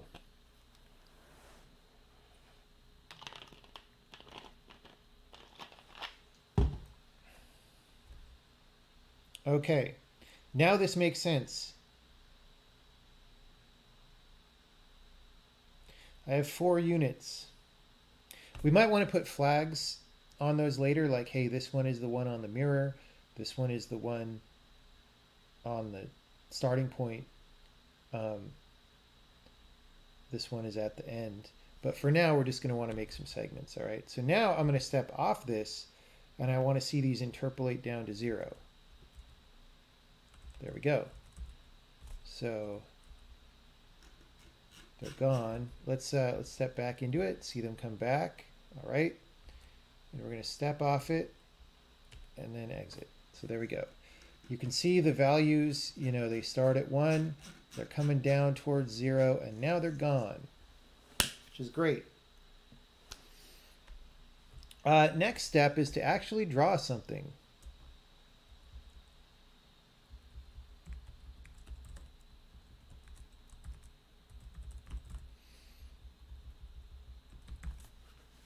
Any questions about what we just did so far?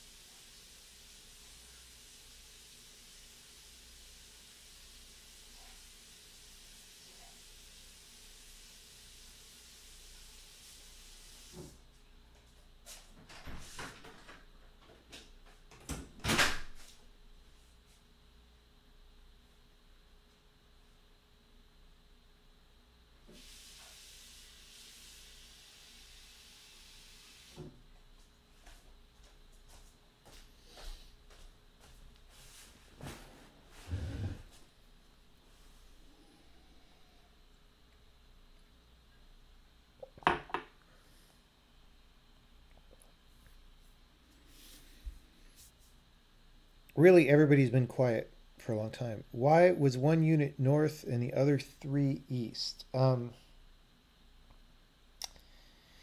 I think the first one, okay, if we go back to the map, the one that was north is okay, let's reset the level. So the one that was north is the first one north of the red player there. It's like this, they're going north toward the mirror.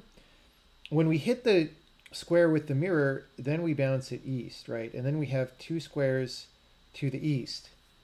And then the second one is where the guy ends up, right? And so it's just that, like, we change the orientation when we're on the mirror. So initially when we draw streaks, it's going to be a little bit weird and lame that we did that.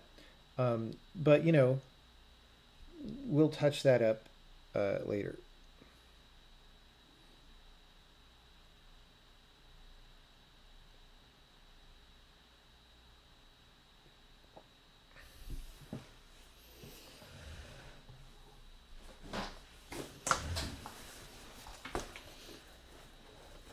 All right, time to get serious.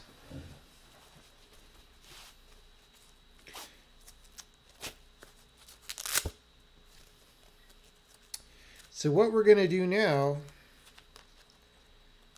is start porting over the streaks.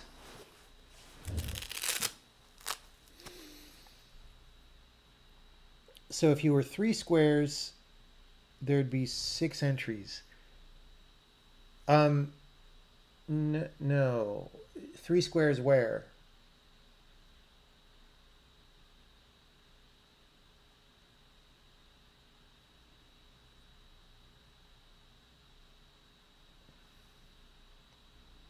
there's one entry per square that the path goes through. Okay. Next.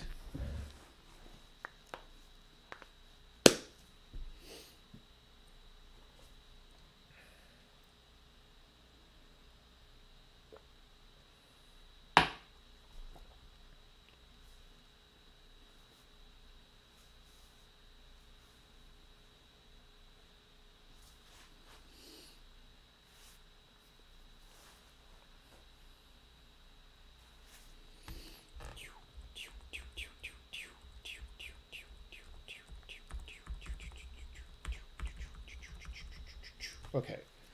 Okay, people.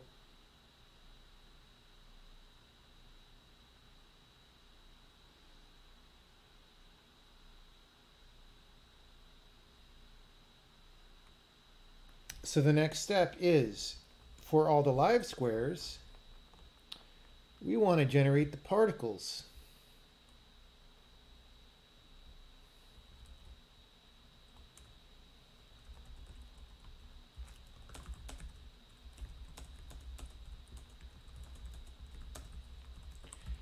Okay.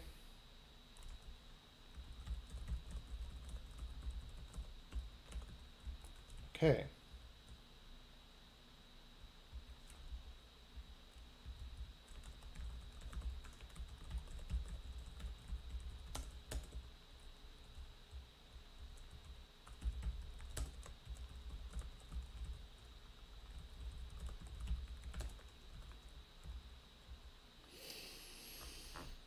Okay, and this thing is going to be here. Update streak.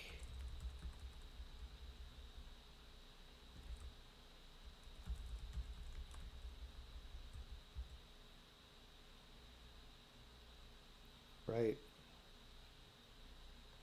And do we still have the old mirror streak?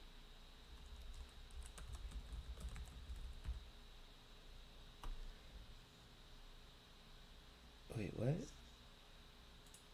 Oh, fuck this program, dude.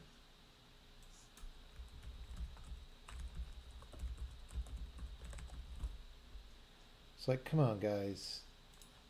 Notice that there's a new file. Okay. So we don't have old mirror streak anymore, so we don't have to call this new mirror streak. This is just mirror streak now. So we're going to spawn streaks.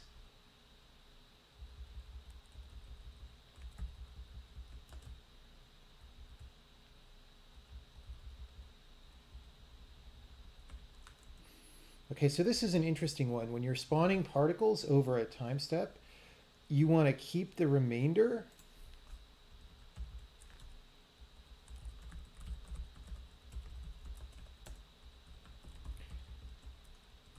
because otherwise you have quantization effects in terms of how many particles.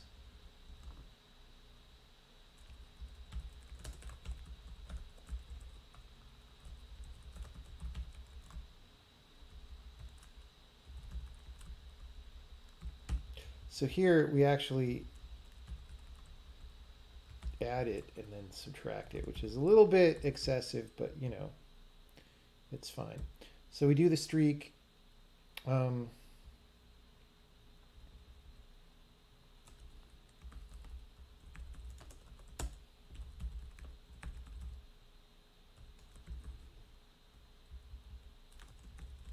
Let's actually save the position as well in vector3 form because we kind of want that. All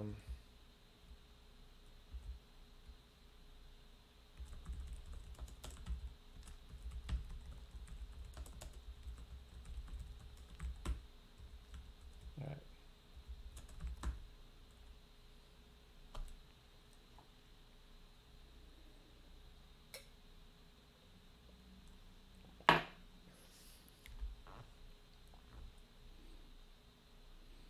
So this part we're not going to do. These we're going to do because we're going to change it a little bit. This beam position T doesn't really make as much sense.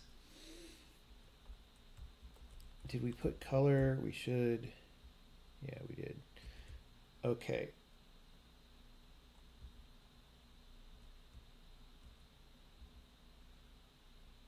When I'm not tired and can think about it.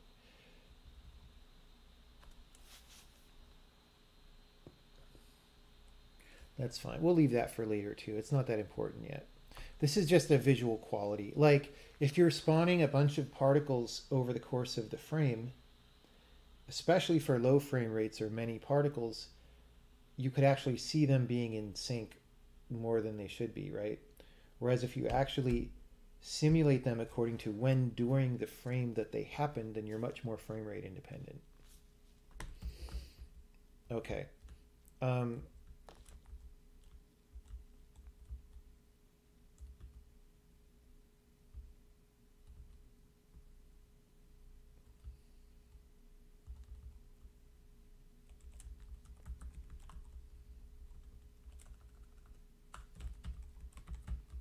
Okay, update streak.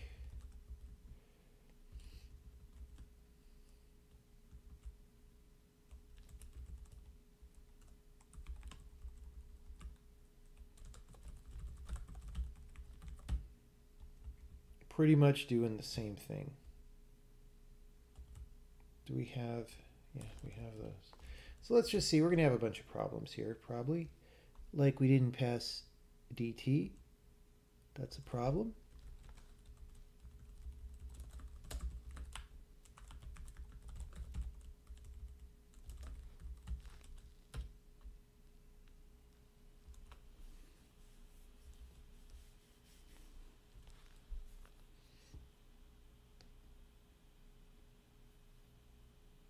Go eat some peppers. Nah. Nah, I'm okay. You know, I'm okay. I'm okay. Well, I'm amazed that that compiled so readily. So, well,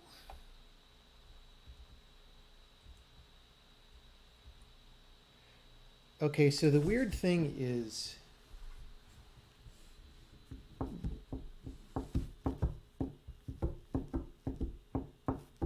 we're going to have to adapt the draw code kind of heavily.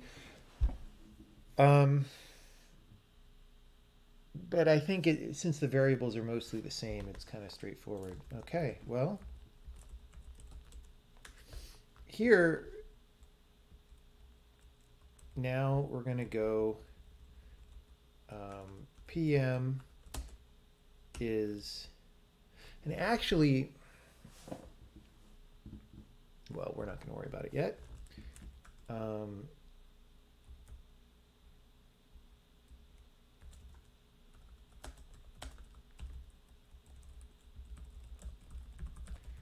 We're going to get this here. Actually, that's fine. All right. For every liveness,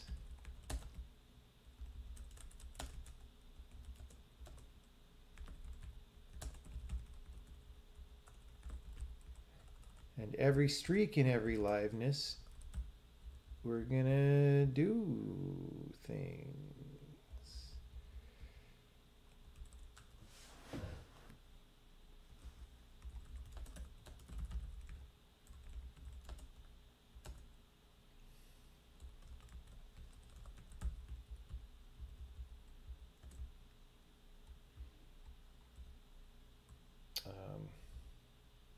So here, this stuff is about figuring out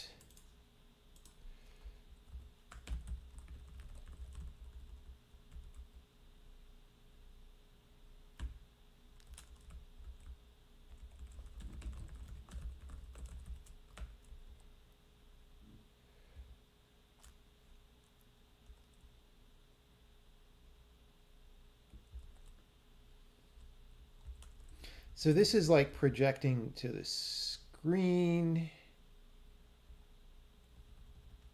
All right.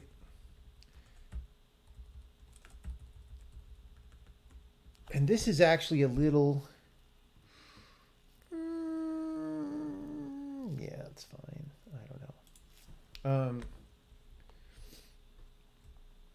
we're going to make this O.85 now. Streaks are all going to be the same length. Okay, O.8.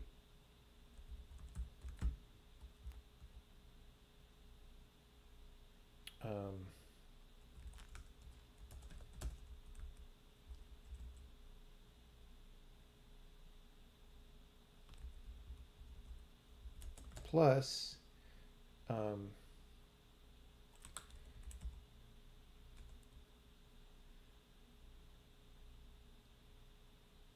wait, right, we want it dot position.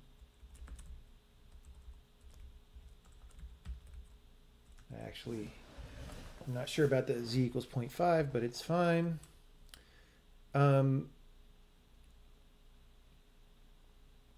A is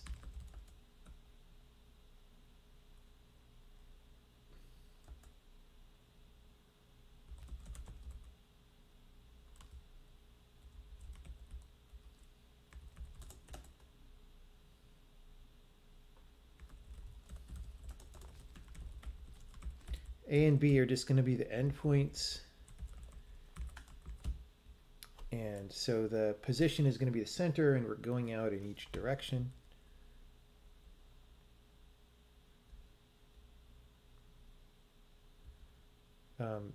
This is no longer true that they are wrapped positions. That's kind of nonsense. Okay.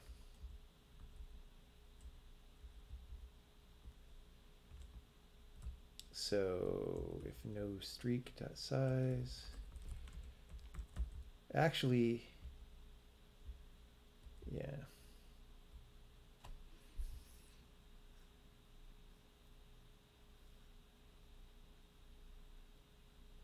I didn't need to do this really. Projected is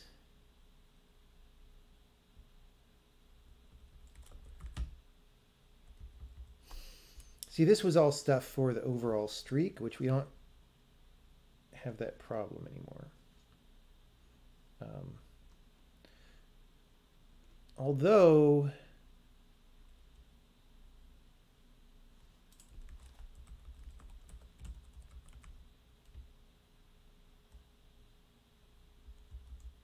we have to handle offsets for wrapping levels. Of sets. Wrapping levels. Okay. We're not going to worry about that yet.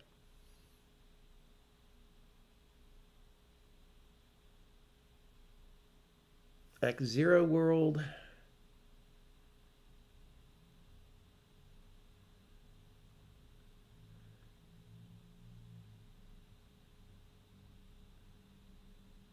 Are we doing anything weird with the length? No. Okay, anyway.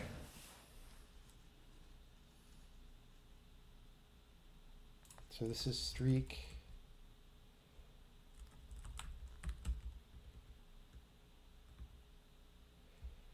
And then this base X0 world stuff is not true. Okay, so this is actually what I was trying to do before.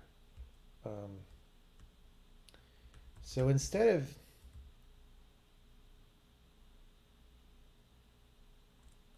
this stuff, we're going to say X0 world is projected,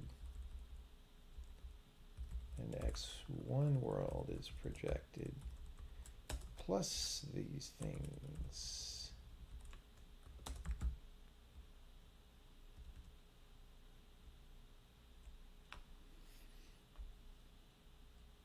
Wait, what? Anyway, and then maybe the rest of it. I'm sure I messed up a lot of things. Oh yes, like that. Very simple.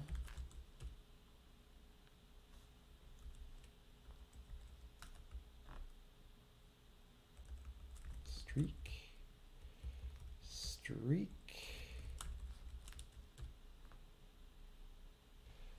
Well, let's see what happens.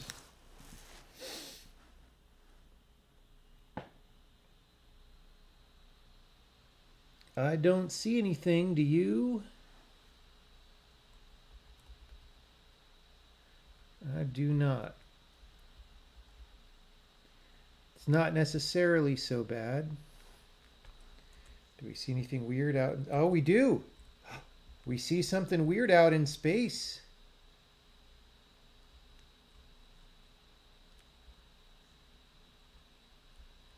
They are far from where we would like. But they are there. Hello, Maxwell Perlman.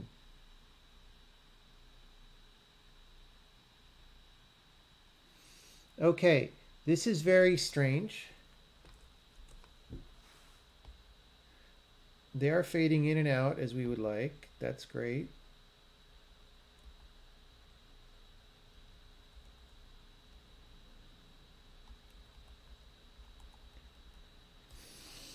So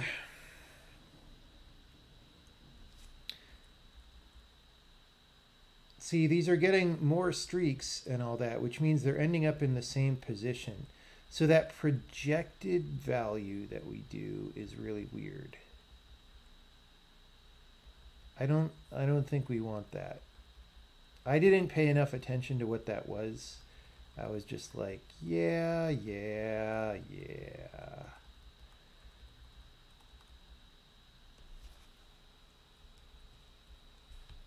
Am I even billboarding? That's what this is, right? Okay, so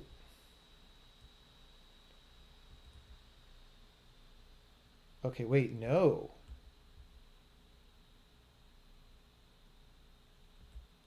Hold on.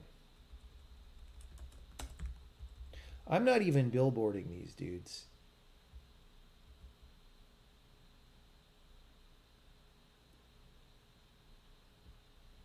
I don't think. Maybe I am. Oh yeah, I am. That's so computing the perp is the billboarding part. We're like, so the axis of the streak is fixed because we know what direction it's trying to go, but then we're choosing a rotation that faces it the most toward the camera in the other direction. Hopefully, unless that code's totally broken.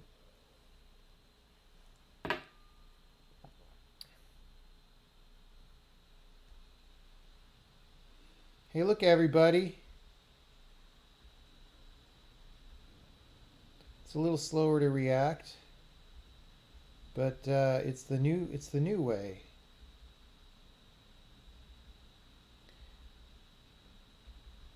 So now, one thing I should do right away, see when I leave,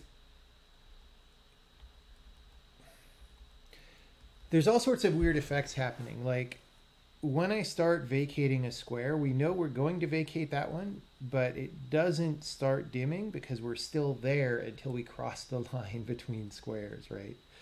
So, although, wait, no, because I don't,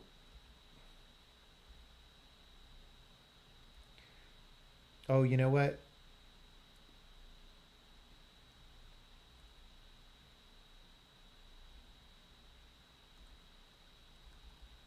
Okay, two things are happening. Remember, I only call spawn and update particles when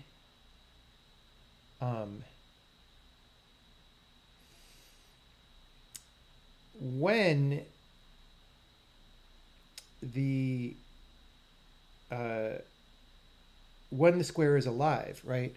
So the problem is, first of all, they're freezing and not updating, and the fact that they're freezing and not updating means that they're not fading out at all, according to their normal life cycle.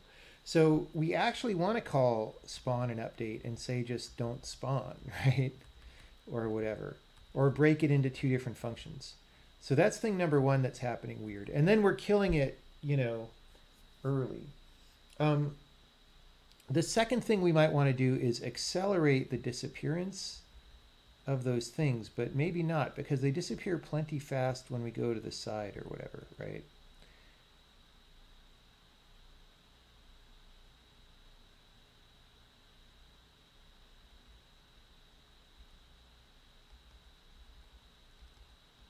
So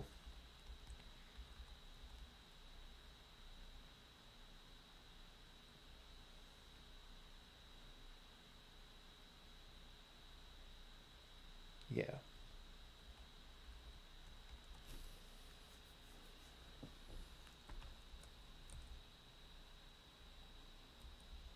I just want to make sure that these, see, they kind of rotate to face the camera as we move. We can't ever really see them edge on. It's a really crappy texture if you haven't noticed. So we could even just do stupid programmer art in Photoshop and that'll look better right away. All sorts of things.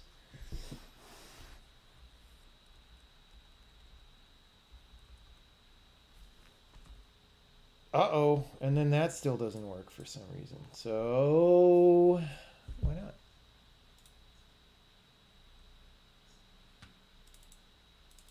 Why do I keep... If only I had done the local heap, we wouldn't have this.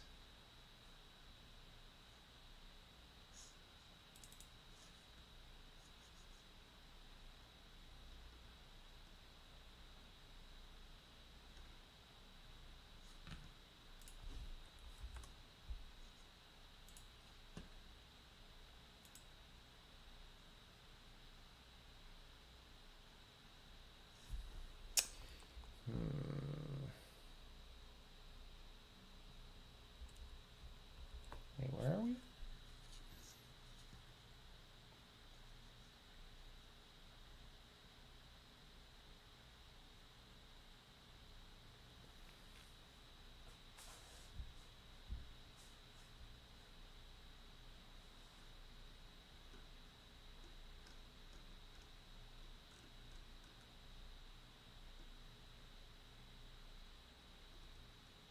I kind of don't get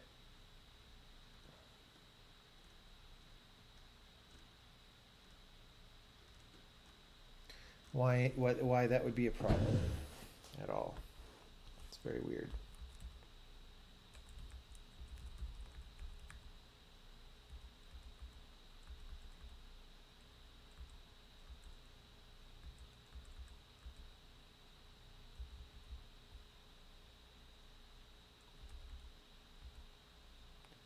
Very weird. Let's just...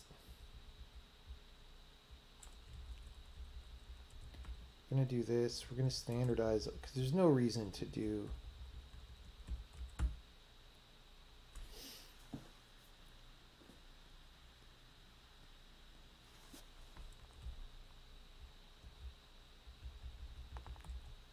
anything special, honestly, for any of these cases.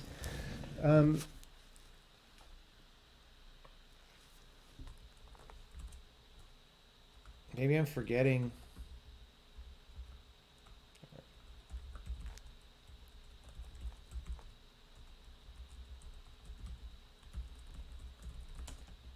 Oh. Well, we do set the data pointer to null there.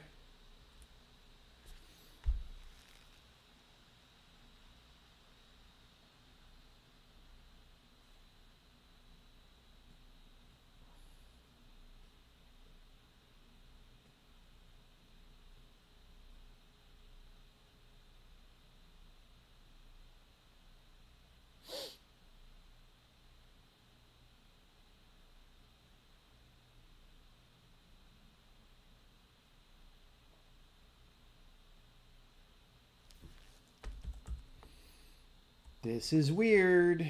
Like, could even be a weird compiler bug level of weird, guys. I don't know. It's probably not. It's probably something simple.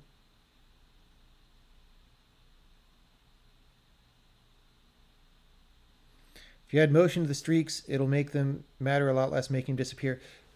We're going to do both, but that doesn't save any work anyway, because as soon as we add motion, we're going to have to clip them to the edges, or they'll go like way through the thing that they're going toward, right?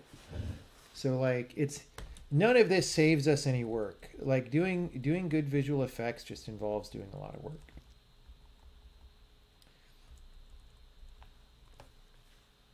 So where were we before that happened?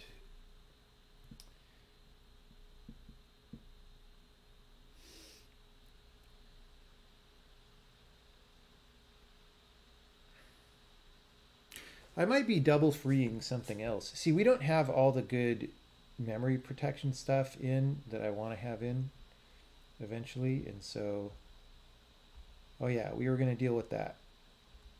Yeah, okay. Okay, wait. What is memory? It's Fifi. So this is memory that's already freed.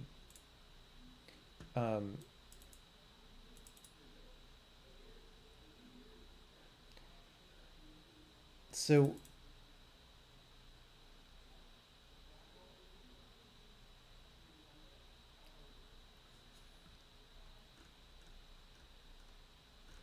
I kind of am not sure how that would happen.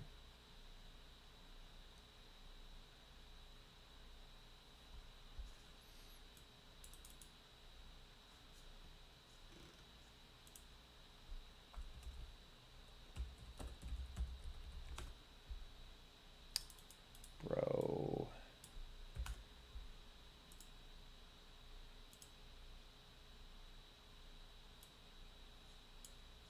Can I do this here? PM livenesses.data. 8. Yep. Okay. So that one's all Fifi'd all to hell. So's that. Are all of them? All of them are.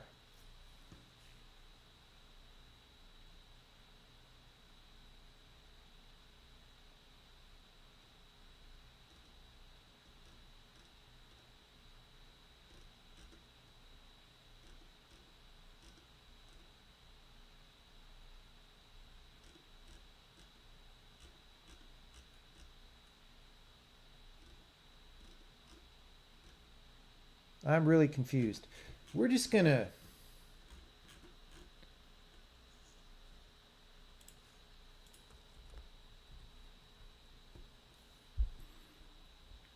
see where this gets called from.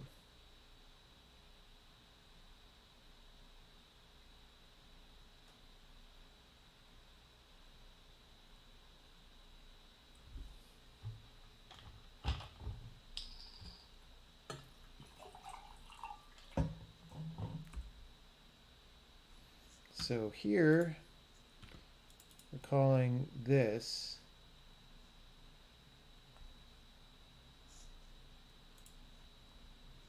we're deinitting some livenesses.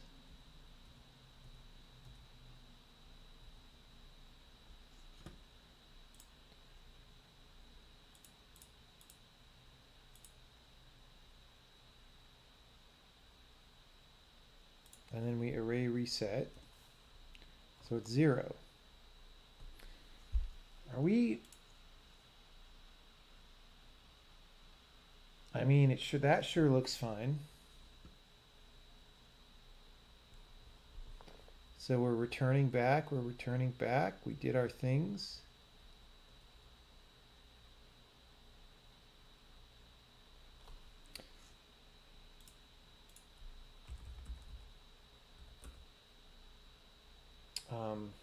What did we call this? Mirror particle manager.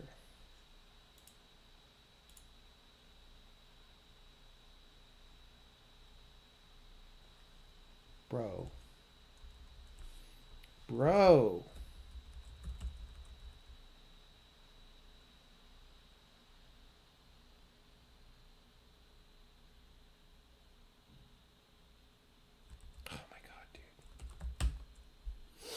I copied it by value and then did a bunch of operations on it by value. Oh, whoops, we still got some stuff running like in the debugger, so we didn't, there we go. Congratulations, me.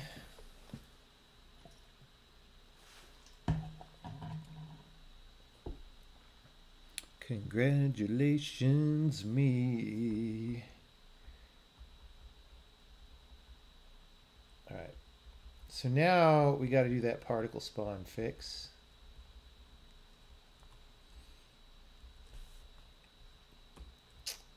Let's delete all this stuff. All right. So instead of spawn and update, we're going to go spawn particles. Oh no, we're actually going to pass a variable about whether we can. Let's just do this. It.alive.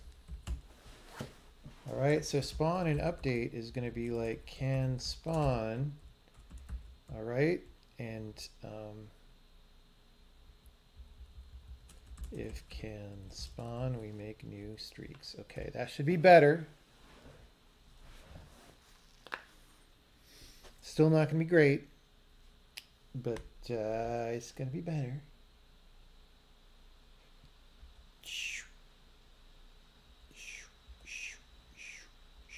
No, it's not any better whatsoever. What?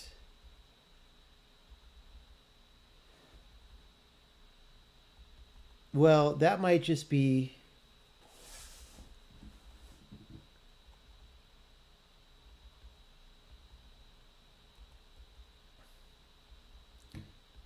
Let's multiply that by the fade out. That might just be we're killing it much faster.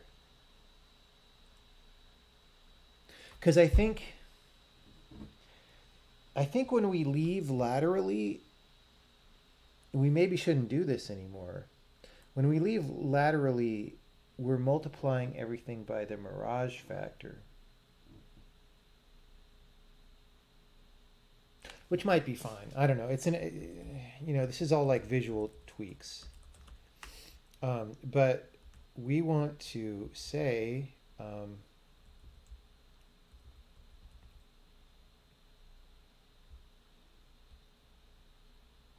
so I don't think we're using this like streak empty and stuff. No. And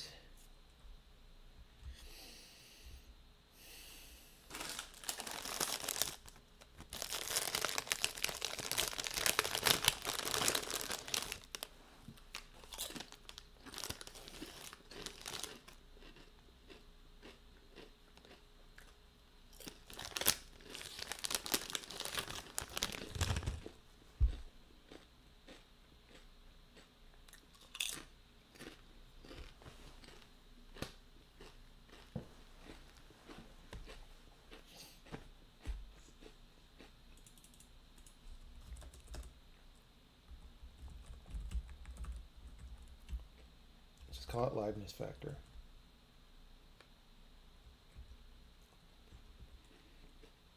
So we're going to say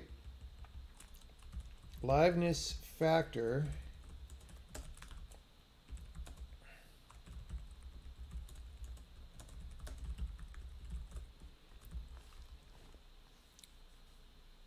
we'll let them fade in without multiplying them up. But if we're fading out, we'll multiply them down.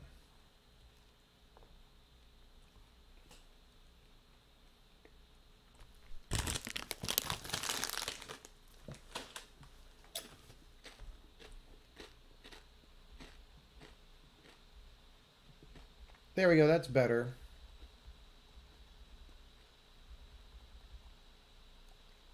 All right.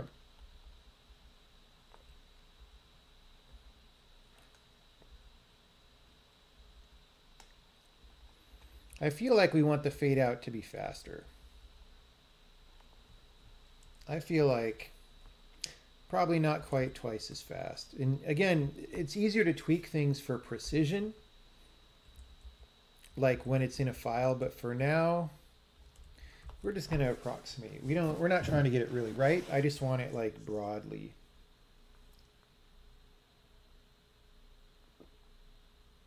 All right, so right now we have a random variable that we pick for each streak that is it's called size, but that's sort of the width of the thing. And I think we want length as well so that we can have some stuff. So we're going to go length is this. Well, we're starting to put stuff in files for consistency.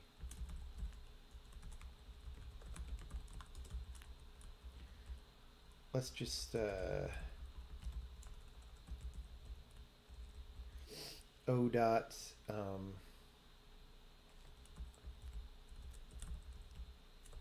dot 3, I don't know. We're just putting some variance back. Maybe we want some to be longer than 1.0 for visual purposes. I don't know. Oh, it's not going to help if it's in the water, people.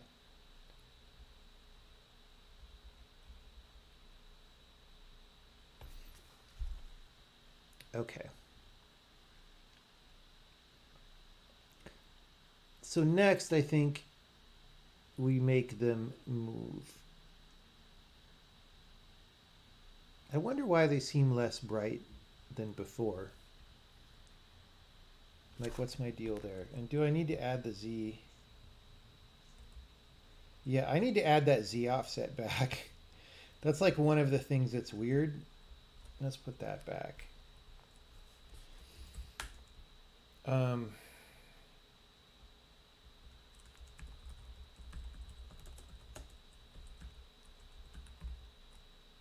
Yeah.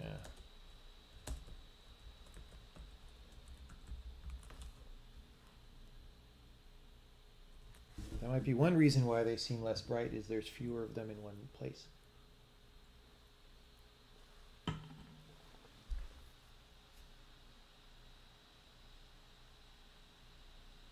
Okay.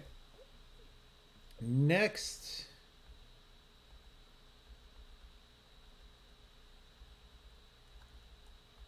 Amazing how they're still ugly. Okay, next we're going to make a move.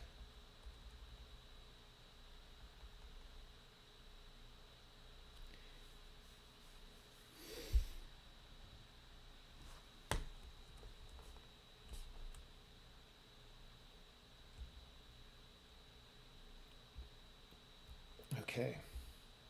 So when we update a streak, we're going to say speed is 1.5. Let's just say speed is 1.5 times dt. Right, we'll make a variable for that later.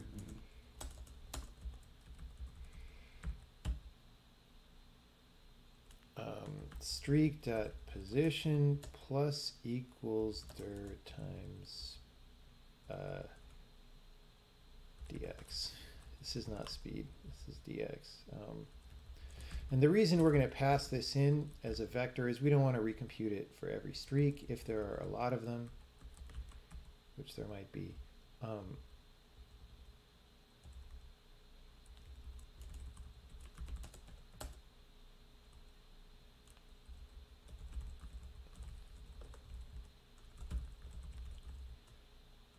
We probably actually want to store that on the liveness as a vector 3, but who knows? Oh yeah.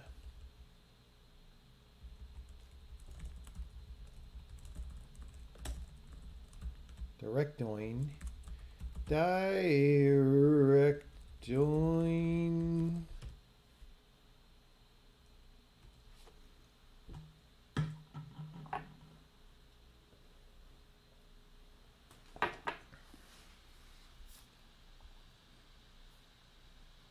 Yeah, see how annoying it is that they go like really far? Like, it's cooler in some way, but yeah.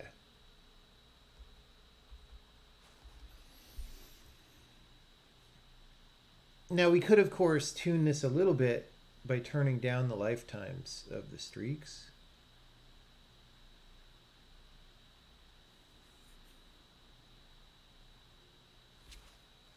But we're probably going to have to clip no matter what.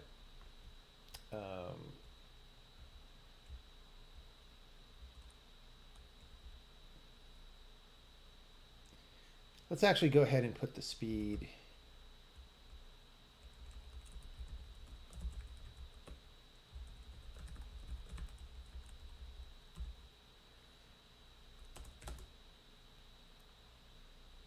Let's give each streak a speed factor too. All right. And the speed factor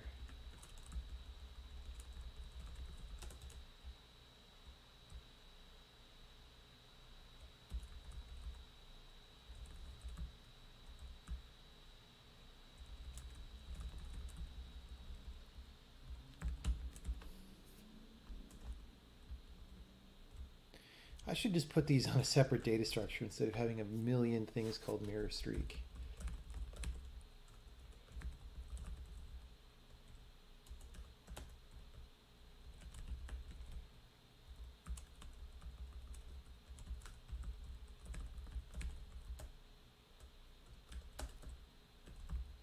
All right, and then lifetime is going to be, I don't know, 1 to 3. It's going to be a lot shorter. That means these need to be trimmed a little bit. I don't know how careful I am about the fade-ins and fade-outs. Like, depending on how you do the math, you can mess it up if the lifetime's short.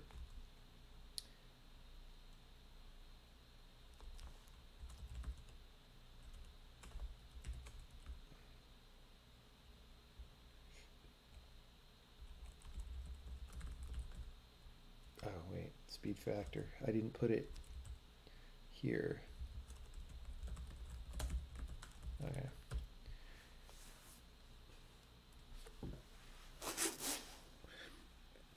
Where are there evil pulsating diamonds in the upper right corner of the level? And are there the evidence that Satanism is rampant in the gaming community? Just like people said back when D&D came out. No, Casey. That is evidence that Casey Muratori's advice is not good. Because when he tells you in 2011, you don't need to put non-uniform scale into your exporter because artists don't want to use that, right? And then 2 games later, in 2020, your artist is like, the necks on my pigeons are all fucked up. They're like bent and weird. And what's going on? And I'm like, I don't know. Maybe there's a bug. And then I spend a while looking through the animation player to figure out what the bug is. And it looks like all the math is coming out the same way it went in. And I'm like, huh, I wonder what's really going on. And then eventually I go like, oh yeah, if I go back and look in the exporter, there's a comment from 2011 about when I asked Casey what I should implement. And he said, yeah, don't bother with non-uniform scale. So rip. So what that is, it's basically, you know, it's not supposed to be stretching in that, or it's supposed to be stretching in a better way that causes the points to end up where they go. I mean, it's Casey's fault, but to be fair, it got us through almost 2 games. So, and it only matters for some things in this game, so it is what it is. Let's try and find it. Let's, for fun,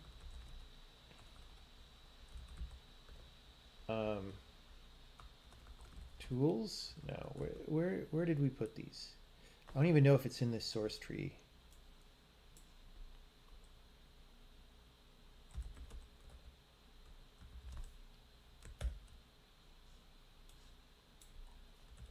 Do we have separates? No.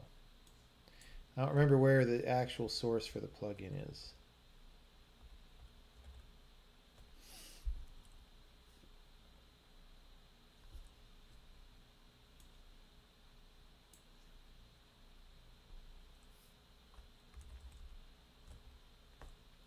Well, I know one place where it is, but I don't have that source repository.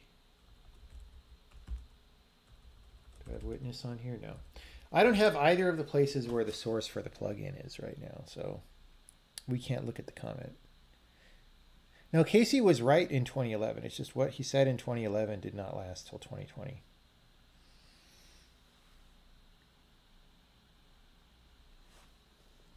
Okay.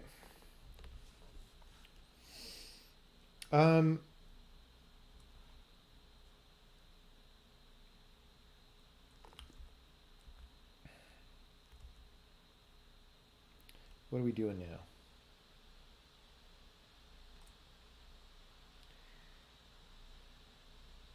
Oh, we need to use that length, by the way, because we're not using that.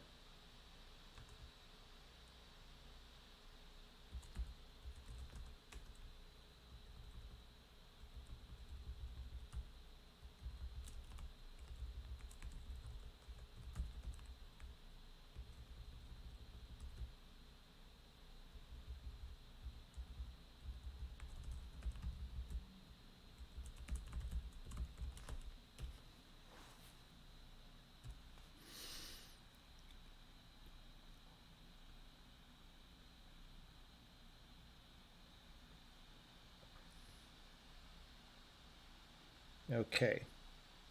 So now we have some variation there.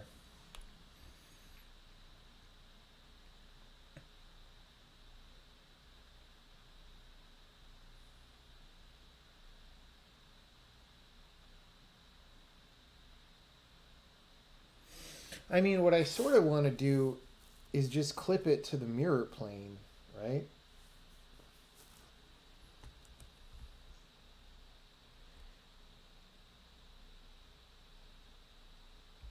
The problem is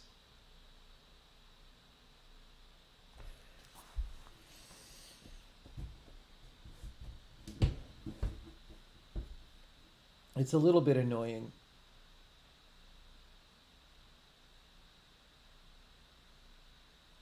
Like, all these streaks are filed under this one mirror right now.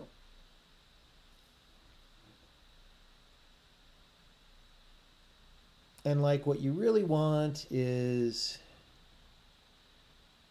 for all of them to say what the mirror plane is at the end that you want to clip to. And we can do that. That would actually be a lot like the segment logic that I deleted, or at least commented out.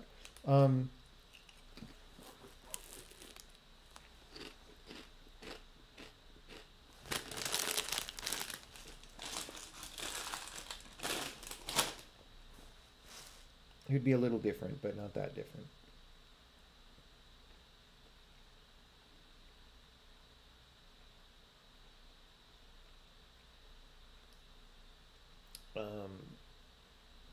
So like when we hit a mirror, we would set that ID on everybody since last time we hit a mirror, right?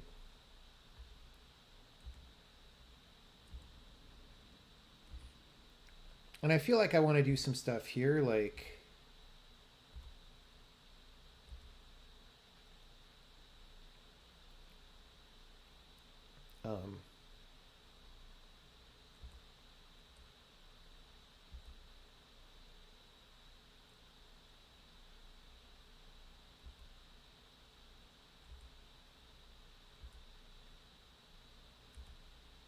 maybe I want to insta-kill the particles when you teleport, right?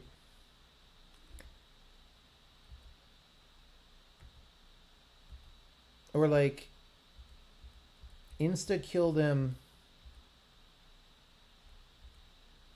at the peak of the brightness. Because it feels kind of unresponsive that they're still going afterward, right? This is like a teleport's a discontinuity.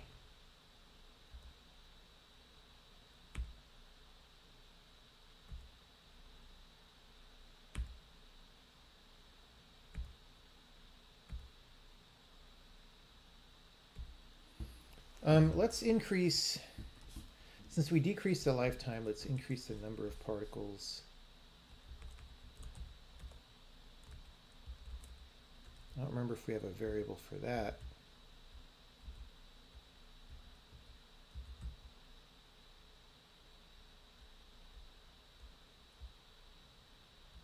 Time per spawn.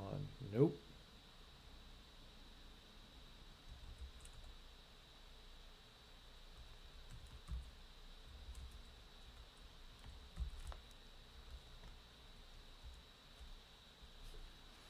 And then let's set up a more convoluted mirror situation.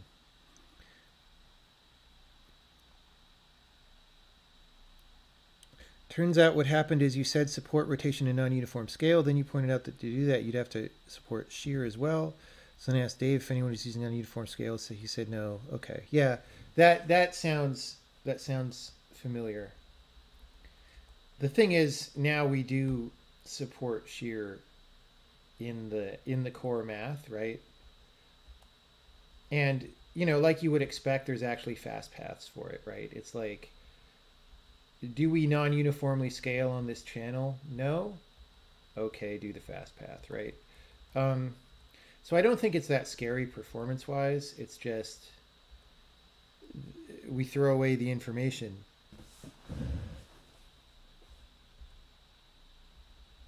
On the input.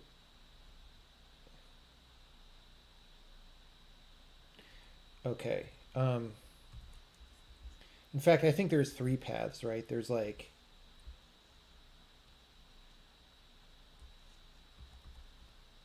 I forget what they are. Maybe it's only two.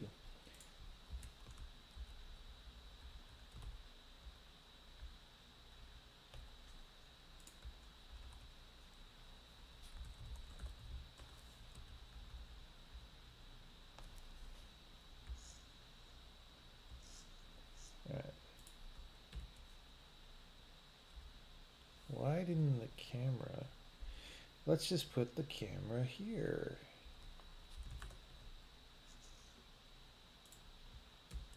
All right. Oh goody.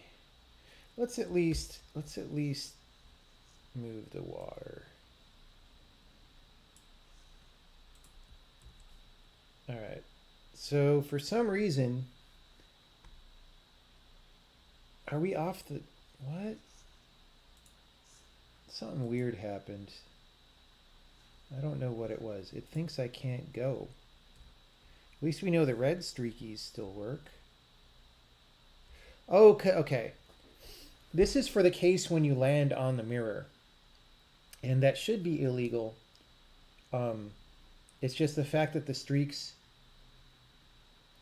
keep going past that by one square or whatever. Oh, those streaks are all starting on the mirror and going out. So that's a thing that we would clean up or something. Okay, yeah. Great.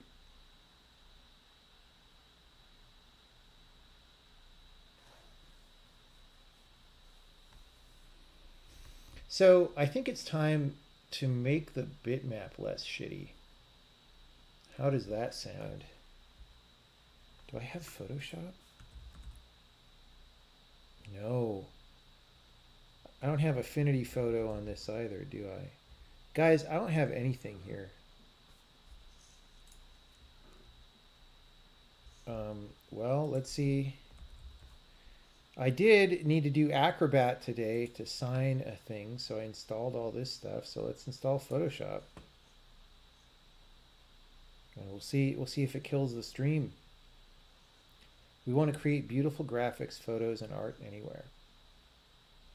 Oh, there we go.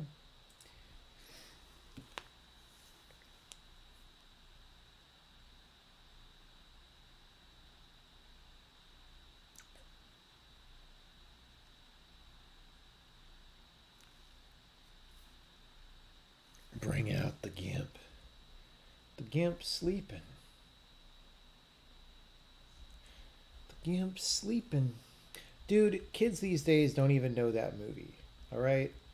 Kids these days were not even born when that movie came out. That's how sad it is. That's an oldie. Bring Out the GIMP is like North by Northwest now. You know what I'm saying? It's like Rear Window now.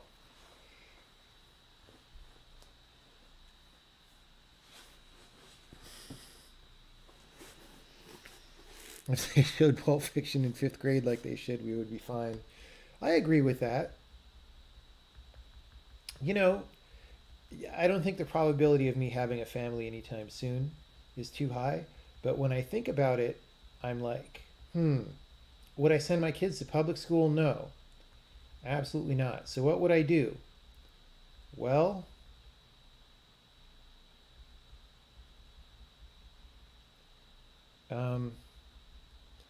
you know, probably start a small school with other people like Elon Musk did or something that just is taking care of 10 or 12 kids, and then you get to say what happens in that school, right? And I think putting Pulp Fiction in the 5th grade curriculum would not be that bad of an idea. That's all.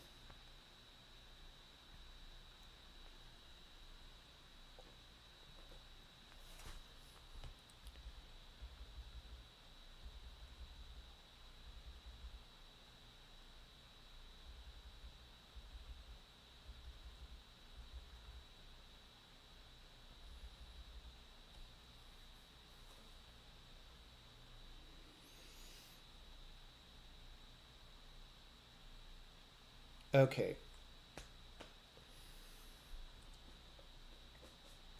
I could first approximation this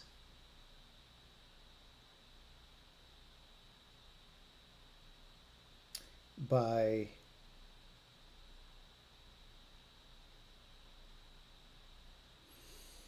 okay, this is a little bit of a weird case because remember these things are live per grid square.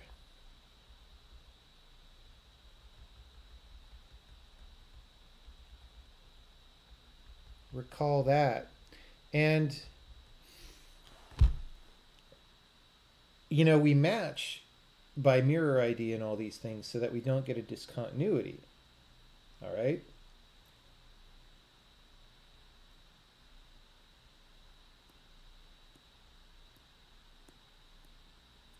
So we would have to make sure that the clipping information does not change discontinuously. Right, which I think is fine. Yeah, I like that. I wasn't sure if I was going to like this, but like the grid behavior, but I actually like it. I think. I think it's a little better.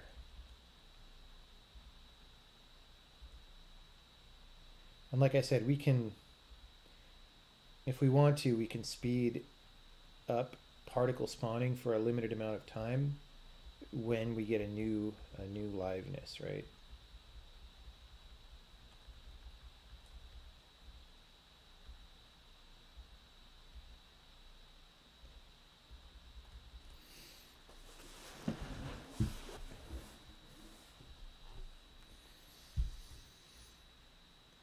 Your dad let you watch RoboCop when you were 5 years old.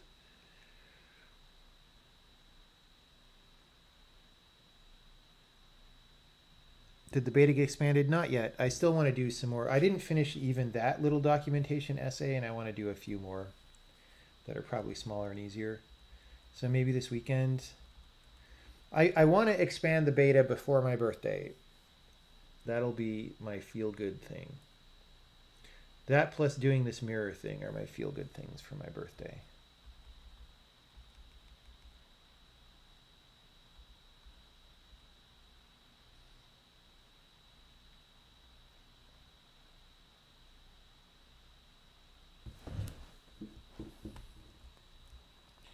How's Photoshop going? Still installing.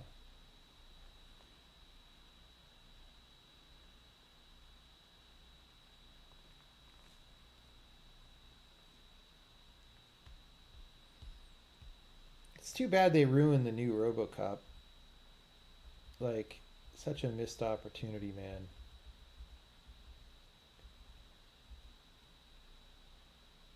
So in this case, we probably shouldn't draw the mirage of the guy. Oh, we're drawing both pathways, dude. Oh, because they are both valid. Never mind. Right, I forgot about this rule. That's valid.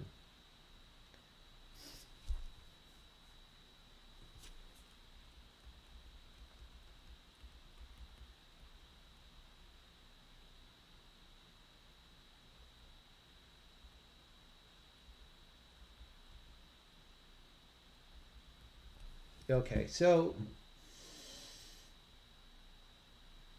now what?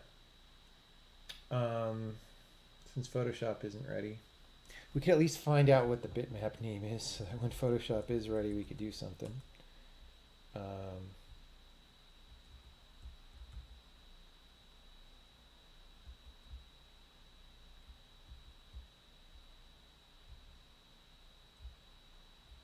Mirror underscore streak.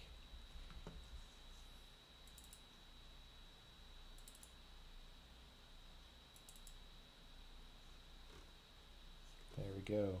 You want to see some awesome programmer art? There we go, guys. Sweet. No wonder it looks so good, guys.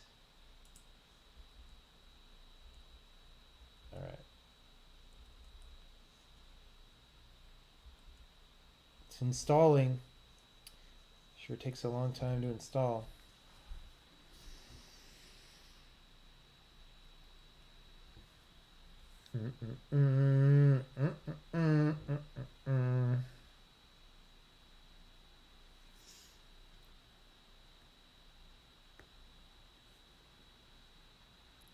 I kind of want to go to bed soon, but I think we'll update the texture and maybe not check this in yet because it's a little messy.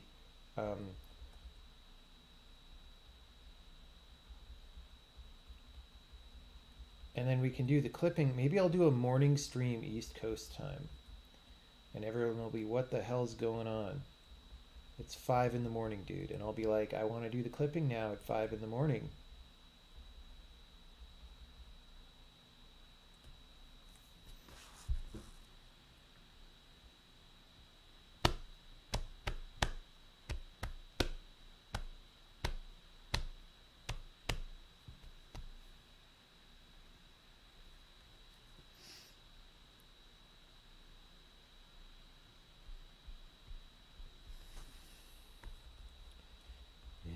Year 25. All right. How we doing? Photoshop up to date. Okay. We're just gonna leave that running.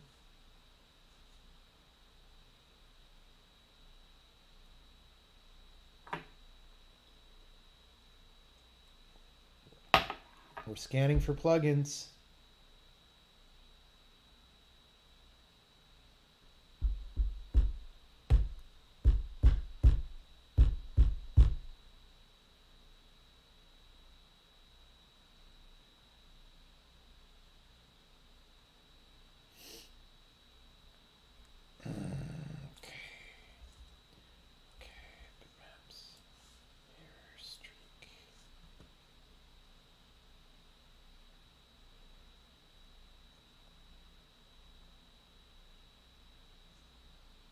Come on.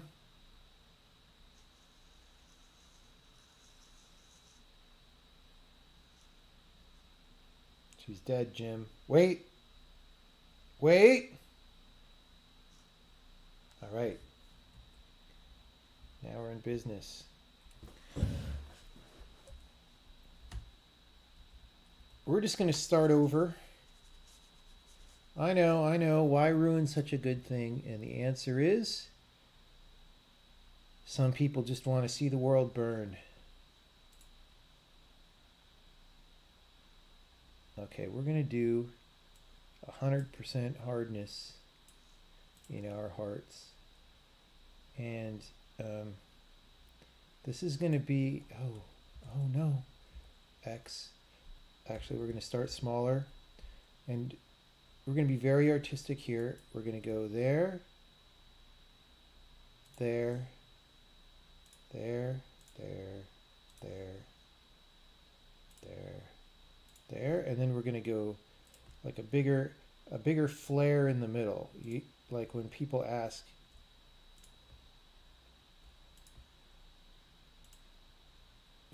how many pieces of flare do you have?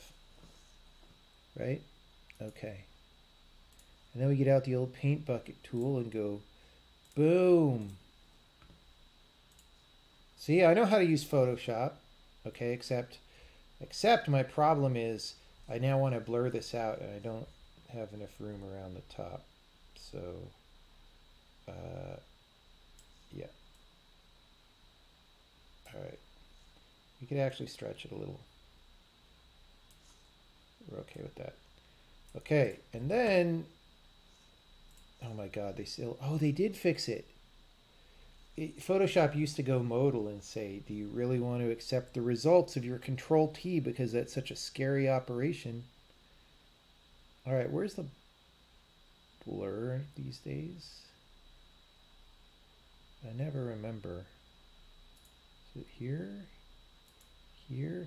Like the blur tool never was good enough, and you actually want to go filter, blur more, and like do that like 8 times.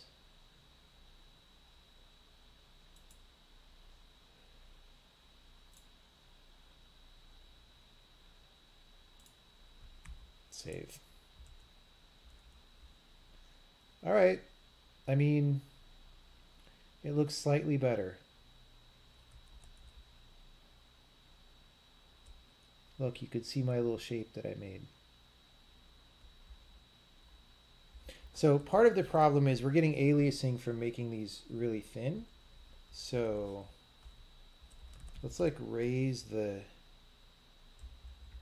min size.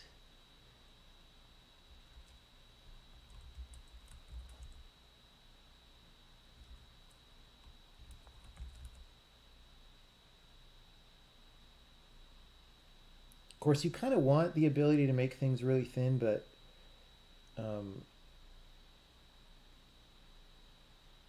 know.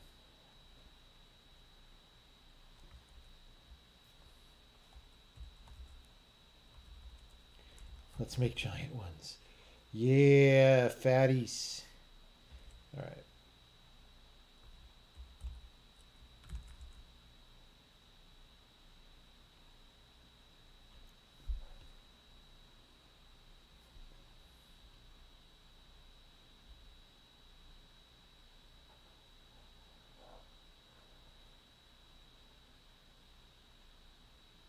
I think the lifetimes are still too long.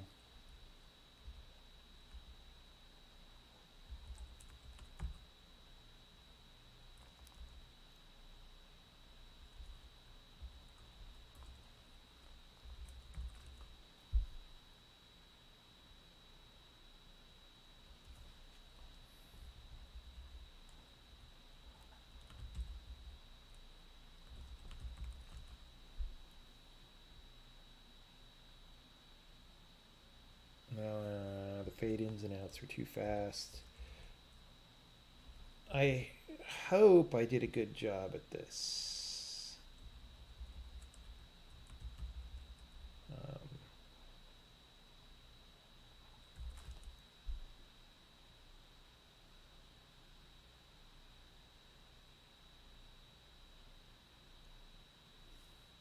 Or, I mean, I could change the character entirely. Right now it's like fade in, sustain, fade out, right? We could just have no sustain, so it's like fade in, fade out or something, or have a fixed length sustain. Because it looks just very static. But that said, like I said a couple hours ago, the goal isn't really to do the final effect right now, right? It's just to make sure that we have enough versatility to do the final effect. So, yeah.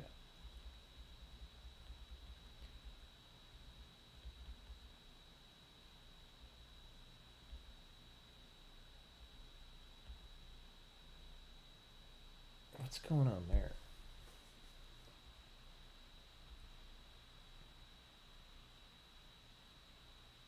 I don't know. Oh, that's the landing on the mirror. I don't know why the color change is so delayed, but that's something we can look into when we're at a finer level of detail.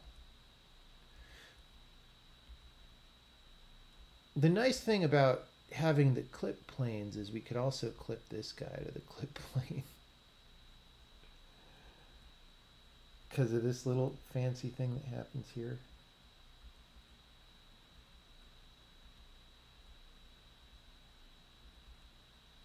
Or we could just animate him smoothly across it, but we still would want to clip him no matter what.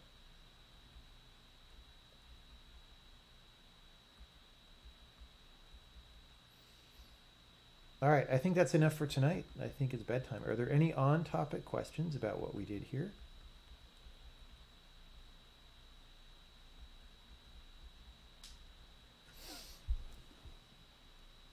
Again, the next goal is going to be to modify the loop that generates all these squares to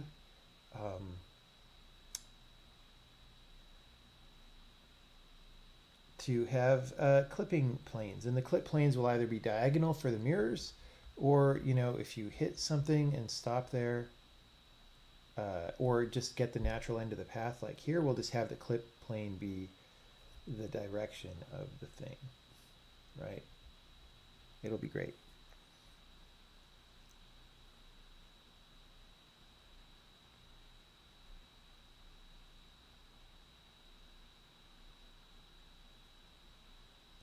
Is there a specific reason you're doing the rays as particles? Well, what else would you do?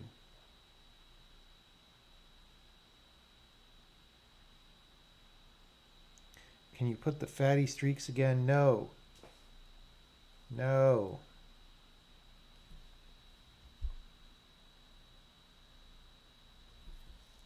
I want to see some fatty streaks.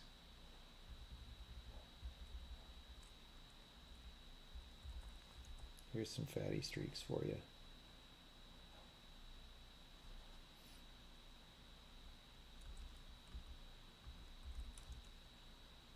Do that in Unity Game Engine. Oh wait, that's actually pretty easy.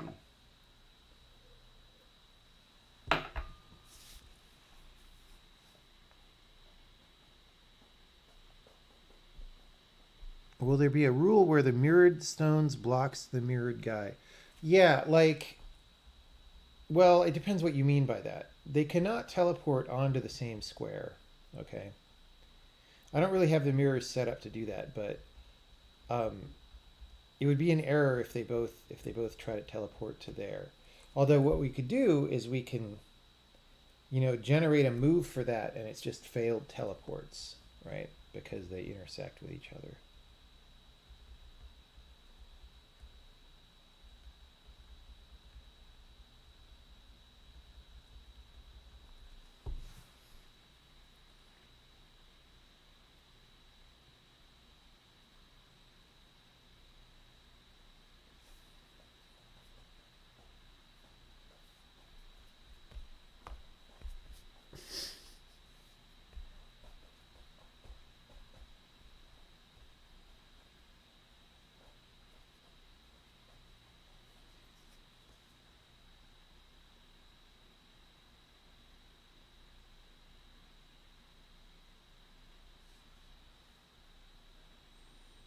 You could block the view of the mirrored guy if there's a mirrored block before him.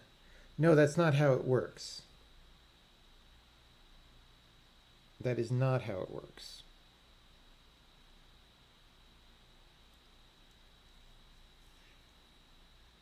I think you're saying something that doesn't make sense. Maybe.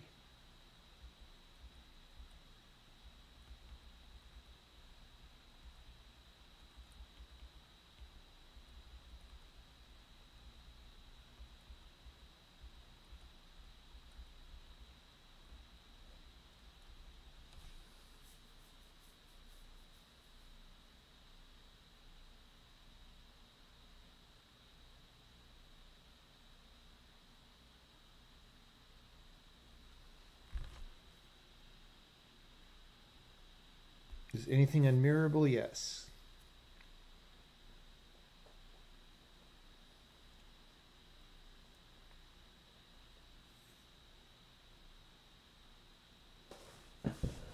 Yes, things are unmirrorable.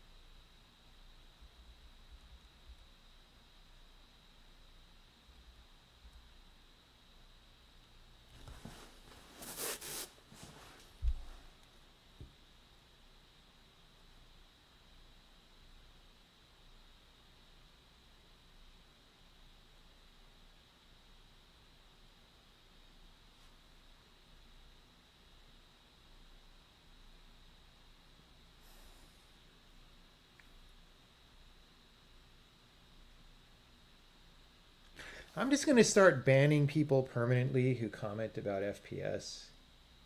Oh my god, it's so obnoxious. Like, come on, people. Do you not understand programming? Okay, let me explain programming, all right? You start out and you haven't written the program yet. And then you do programming And then eventually you have written the program. Now the tricky part is in the middle there. In the middle, see those two times, the not having written the program yet, and then the having written the program, okay? Those two things happen at different moments in time. And so there's an interval between those times. All right? I know this is complicated. I know this is complicated, but if you master that, you really know just about everything there is to know about programming.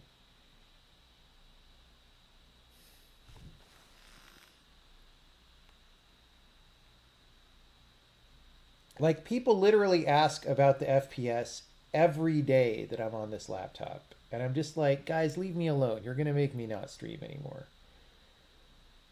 Oh my God. Never mind that we're running a debug build in frickin' OpenGL on a laptop while streaming and running Photoshop. Like, God damn it. Why do people ask about the FPS? What? Oh, God. Okay.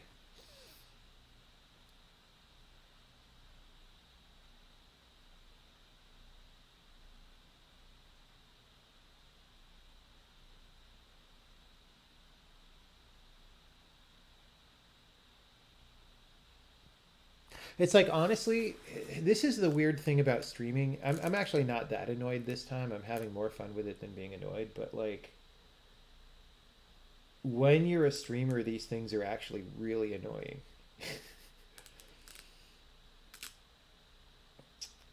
And there's not much to do about it because, you know, someone's going to come on tomorrow who wasn't here today and say, what's the deal with the FPS? It's just like, you know, it's just what happens. Would it be hard to add shadows to the particles? Well, okay. It may not be that hard to add shadows to the particles.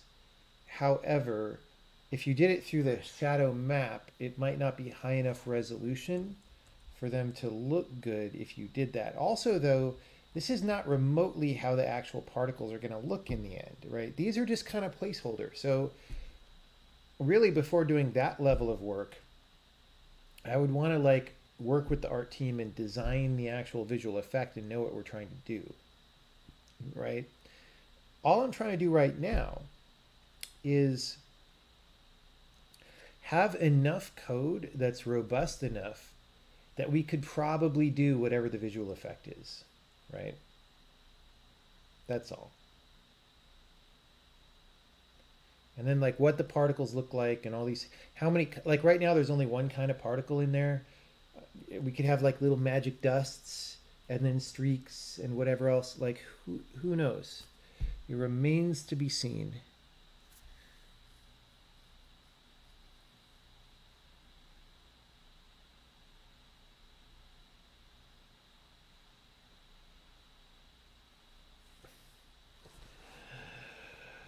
It's a non-optimized build in a prototype programming language running in an unfinished game engine on OpenGL on a laptop while streaming. Why does the FPS dip below 60? It's like, Jesus.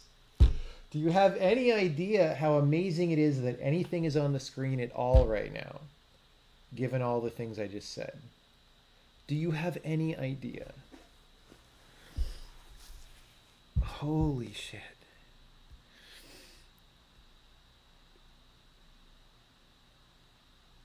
Yeah, I should actually, okay, I should have streamer mode where we detect if OBS is running, and if it is, we just say 60.0 up in the corner.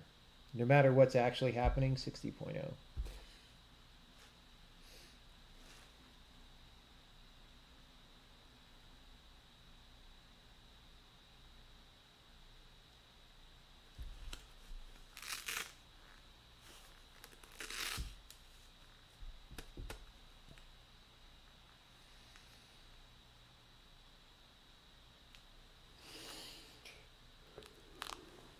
I will do that if people keep asking this, by the way.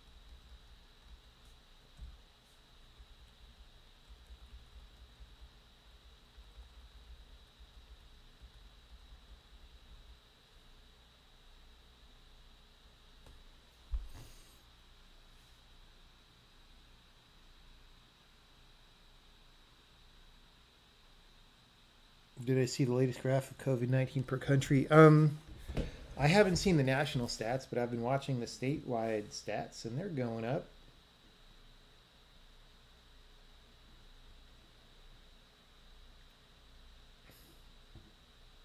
All right, I'm going to bed. Thank you, everybody, for coming by. And I'm not sure what the odds are of me doing an early morning stream, but it could happen. I might just get up and say, I want to do more particles. Because we've sort of done most of the annoying part. Actually, the clipping is a little bit annoying, but maybe it's not actually that annoying.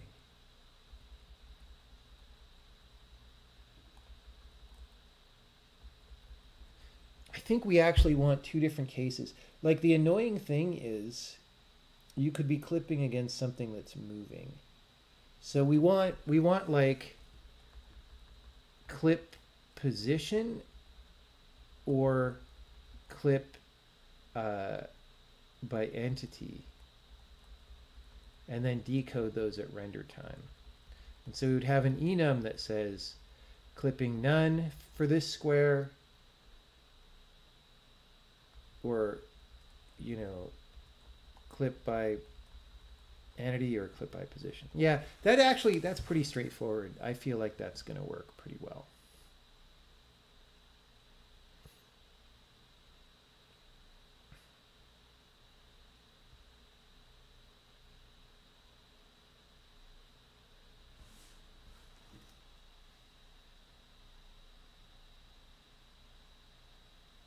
Do you still check the email for the programming language? Yes, I do.